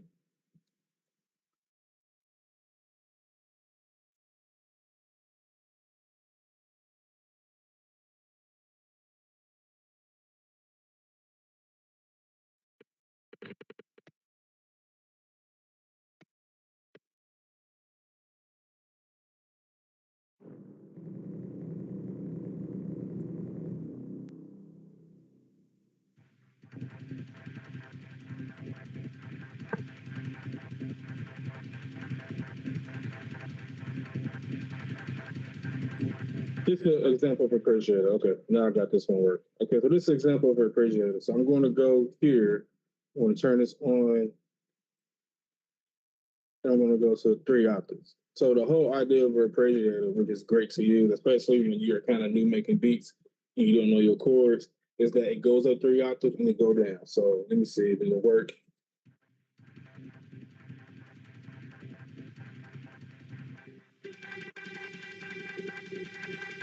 Right, and then you can do things also like you can mix them up. So I'm going to alter, right? I want to go 1/4, and yep, I want to keep it like that. So then I will go back to my channel rack, make sure I'm on that one, and I'm going to hit.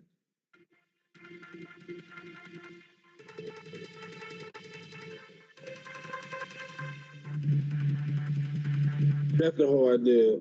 My plugin is not working, so when I gotta go home, I gotta fix something. I think it's because something up there, but that's the whole idea with appreciated stuff. But next is though, as you can see, like these are just my expansion packs. When you see the XP, that means expansion. I have a lot of sounds in this thing. I also have Dimension Pro. I know that's not working at all right now, and I also have a few other plugins that I'm gonna try to show you real quick before I let you all work on the beat.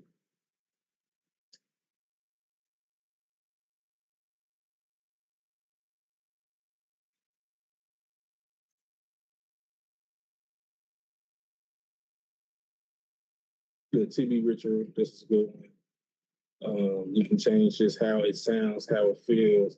You change the depth and the headroom of a lot of sounds in this thing.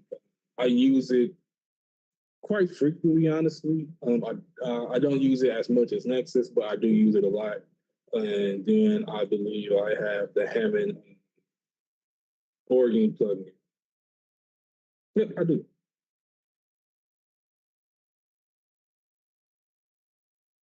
So this is the Hammond organ plugin right here. So organ, of course. I use this one. I don't even use this one, but well, I do use it, but I don't play it. Actually, when my cousin comes, because he played the piano way better than me, he uses it. So But yeah, so that's is kind of my setup. I have other things here that you're not gonna be able to see. Like I have racks, I have like channel racks and everything, like on my wall. I have a couple of NPCs on my computer desk. So I have also things that you don't see. I also have a bass. I bought it for my wife because she was going to use it to learn it, and she never did. So I just took it. So I'm teaching myself how to play the bass. So yeah, but that's my setup though. But it took me a while to get. But I just wanted to show you what you could do and what you could achieve once you feel the comfortability of using the FL Studio. You can make a lot of stuff. It's up to you. It's up to you of how you want to attack it. If you want to put the time and effort into it to see the fruits of your labor. It took me a while to get to this point. I didn't think I was going to get here. You know, it was a lot of times I doubted myself, and I had to take a step back from music as a lot. Like I'm not heavily into the music scene like I used to be once when I was younger. Like I said, to give you context, I'm 37 right now. I started making music as a teenager, and I really like got into my stride in my 20s. So it took me a while, but you can do it though. You can reach that goal. Now, for the rest of the class, I'm going to go ahead and end this out. So the rest of the class, I just want you to kind of work on your beat. What time is it actually? 7:36, 7:37, 7:36. All right, you know what? This is what we're going to do. Y'all can ask me anything, and then after that, Ashanti is going to film YouTube for a testimonial real quick, like 5-10 minutes before you leave. The testimonial just about the program, you know, what it done for you, do you like it, would you recommend it, and they will tell you more when it's time to film that, okay? Now, ask me anything about the J. Cole album. The J. Cole album, I love actually KOD a lot. I think what it was that I think people was kind of getting tired already of him just having no features. That was the issue because that was his third album at that time where he had no features. I don't think anything is wrong with having no features. I don't think anything is wrong with having features. But I do think that you need to have some variety mixed up in there, as we've seen with the not the fall off, but the off season, which I think is his best album rapping wise, like rapping. The off season is best album with that. Yeah. The beat selection with KOD, I can understand people don't like it because they didn't really have that bombastic. It didn't have that one song that kind of you could play on the radio like that, right? Because not even what's that song? Count 'em up, I can't ATM. Not even that song was getting radio play like that. So I can understand why people not really liking that album. Like you don't like the beat selection. It's not for everyone. You know, that's kind of like how I feel before your eyes only. That was his version of trying to make T-Pad, but it didn't work. So. For your eyes only. He got that one track, like for your eyes only. I like that song, and I like That was fire. I like the song where they sample the same thing that Bryson sampled. I can't remember that song. It's right there. But that was his version of trying to make T-Pad, and it didn't work. He tried to make his own version to Pimp a Butterfly, and it didn't work. God. The T-Pad, like with I couldn't figure it out. I was like, man, I'm not a fan of KLD. Yeah, a lot of my cousins, they don't like the album. So, like, they don't like the album. And I think that kind of just, it showed the growth of J. Cole that he didn't really start, right? Because after KOD, I think he did the off season, right? He did the off season. So yeah. I know he did his concert last night. Any other questions? He did this one album, Revenge of the Dreamers. But that was a compilation album, though. It's not a solo album. He did off season, yeah. Any other questions about anything? Renee, any questions about music?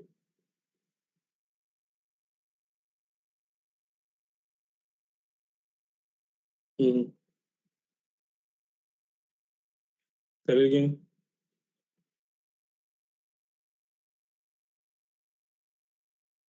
Yes, especially in hip hop, Jones are very good.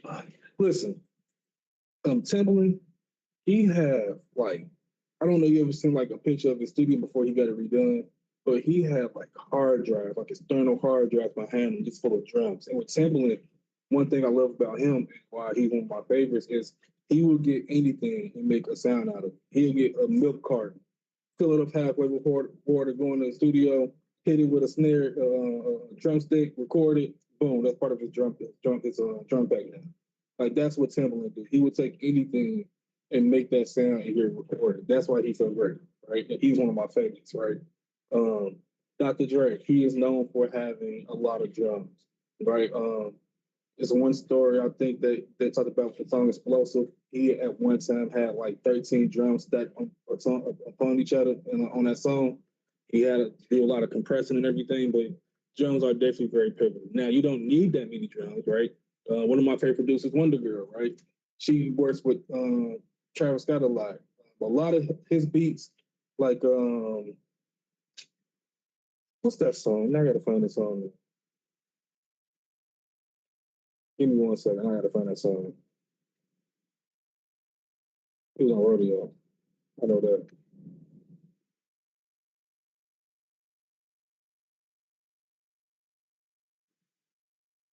Yeah. Man, he has a song called Rodeo. How long did he get that on YouTube for? Or did he get it for like over 1 billion views? He got an antidote. That's the song, antidote. Antidote. Wonder Girl made that beat. Yeah, he got a lot of views on that song though. Elijah. Yeah, antidote. Wonder Girl. Wonder Girl is amazing. Wait, what? At number 8, there's a song called "Face on Your Grave." That's so fun. Now, Wonder Girl is one of my favorite producers. She's one of the few female producers that we have, right? So she made the Rihanna song. She made Antidote. She made No Limit. She made a bunch of other songs that they're not showing. I don't know why. Let me see if I go here. They're going to show more. Yes, they are. All of these songs she produced. She have a style, right? She's a student under Boy Wonder.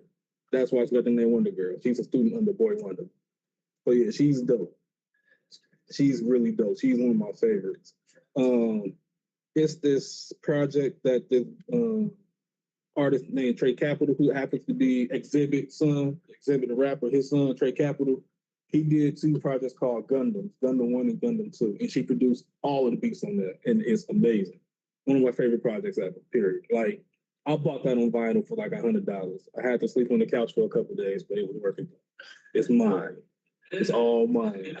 Let me see if I can find it actually. But yeah, this album is really, but she's dope. Like I said, she's one of the few female producers, women producers that I know. It's her. It's the way she did a lot on Astro World. She did a lot on Astro World actually, because these are just the songs that she produced with other people. It's stuff that she did on the album, right? So she did stuff on Astro World.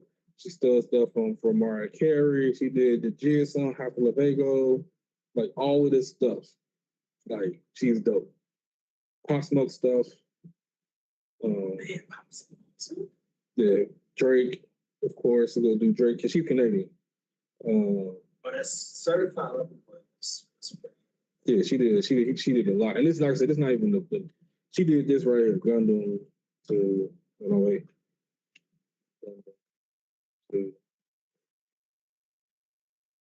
So, yeah, she did this project. She did this. So Apple Music and everything, she did this. It's dope. It's one of my favorite projects. She did 1 and 2, but 2 I know she co-produced. She co-produced. Gundam. That's the whole animation. Yeah, he did an EP based off of it because he loves Gundam, but she produced the whole thing of 1 and 2. Like, it's dope, like really dope. So, it's definitely one of the producers out there. You have her. You have the producer that signed with Drake. I can't think of her name right now, but she produced that Happy Birthday song. Or the baby, that song was Sexy Red. She did that song. She produced that song. So yeah, it's they are room producers. It needs to be more because they're dope also as well. But yeah, she's amazing though. Wonder Girl's definitely amazing. Any other questions? I'm sorry, I'm gonna give y'all a couple more questions and then they'll go ahead and record. One more question? Okay, I got one more question. I got a question for y'all. What's y'all favorite album? If y'all was on an island, or you two are like y'all was on an island, you can have 3 albums. Give y'all 3. What's the 3 albums y'all picking? And if you choose a double disc, that count as 2 albums. So what 3 albums are y'all picking?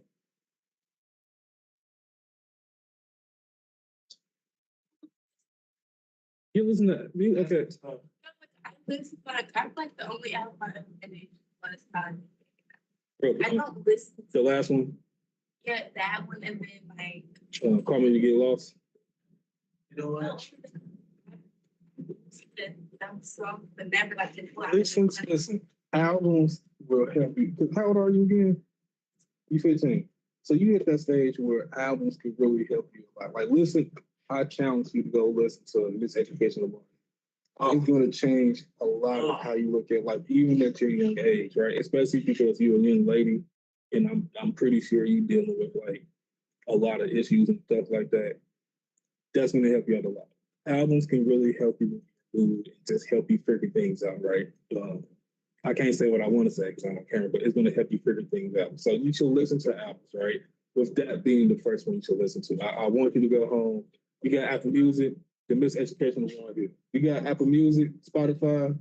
You need to go ahead, add the album now. And then when you get home, just play it. That's a All right, you that's a classic. Lauryn Hill.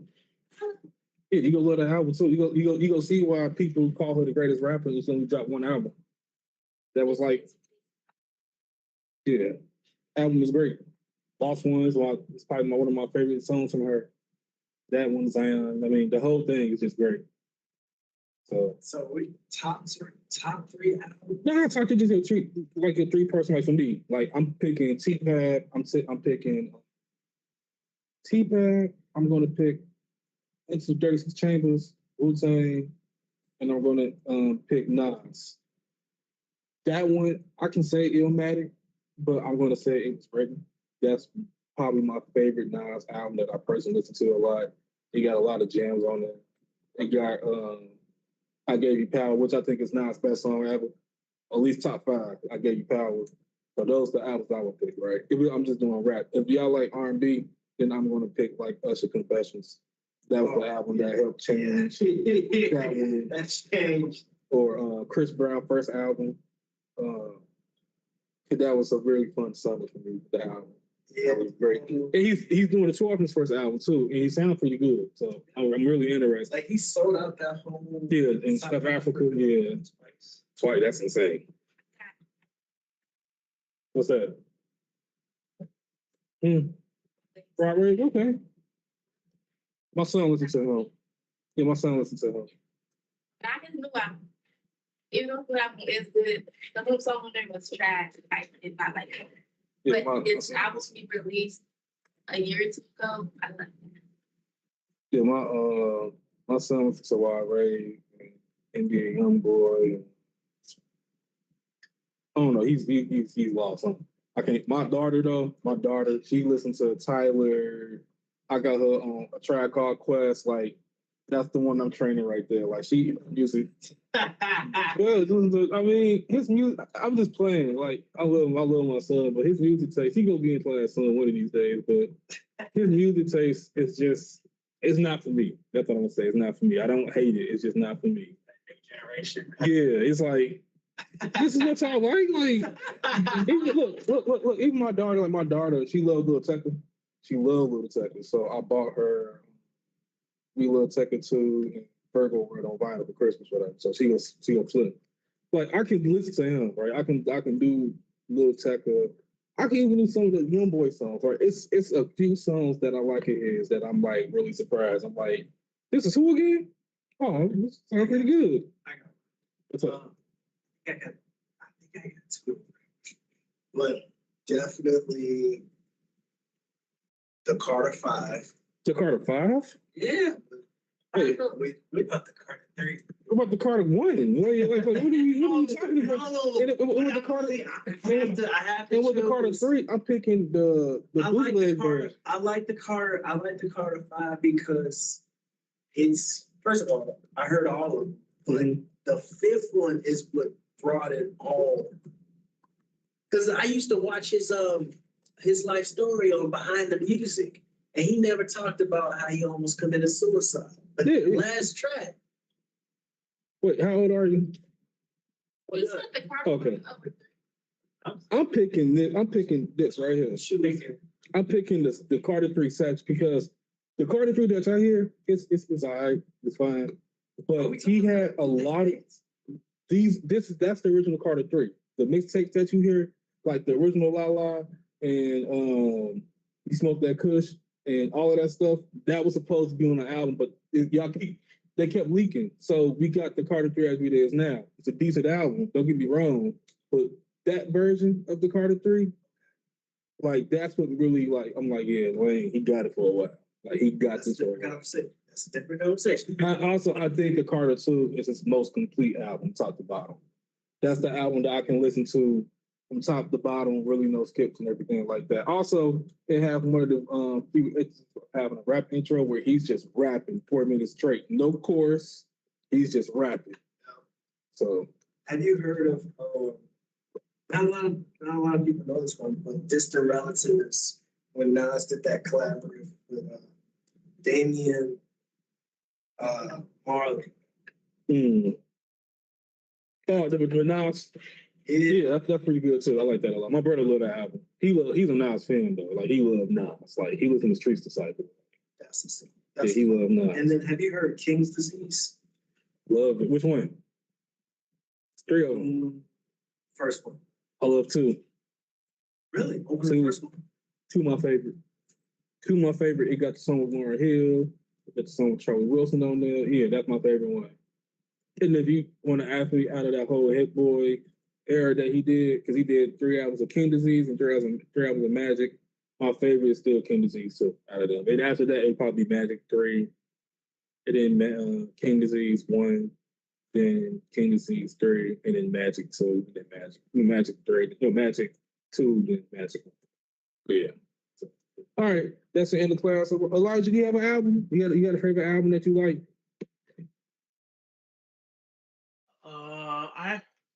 I haven't listened to any Travis Scott albums yet, so I wasn't sure yet. Okay. All right. So Elijah, I challenge you, Elijah, over these next couple of days. I want you to play Travis Scott. If you're gonna play Travis Scott, I want you to start at Days Before the Rodeo. I bought that on vinyl also.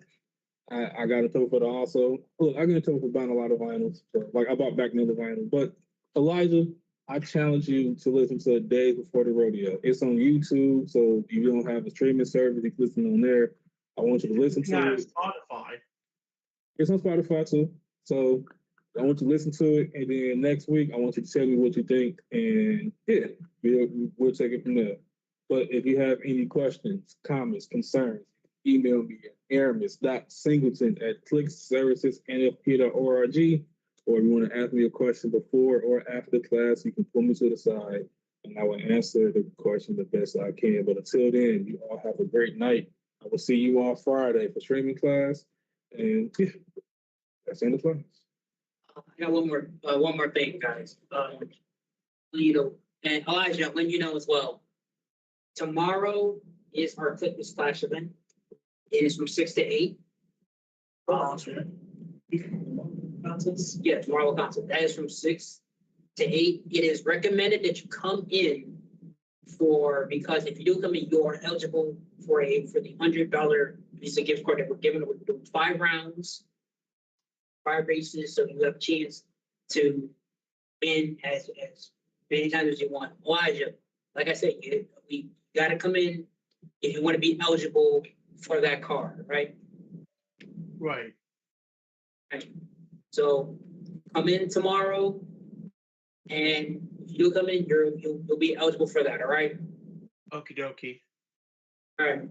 All right, Elijah, you have a great night. You too.